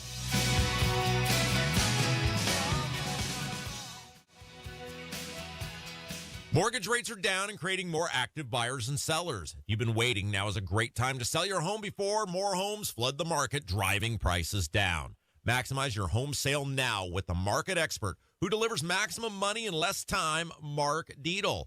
Perhaps you're worried you won't sell your home for the price you need. Mark Dietl guarantees your home sold at a mutually agreed upon price and deadline, or he will buy it. Listen to what Dee and Andrew in Noblesville had to say about working with Mark Dietl. We were done with the rat race and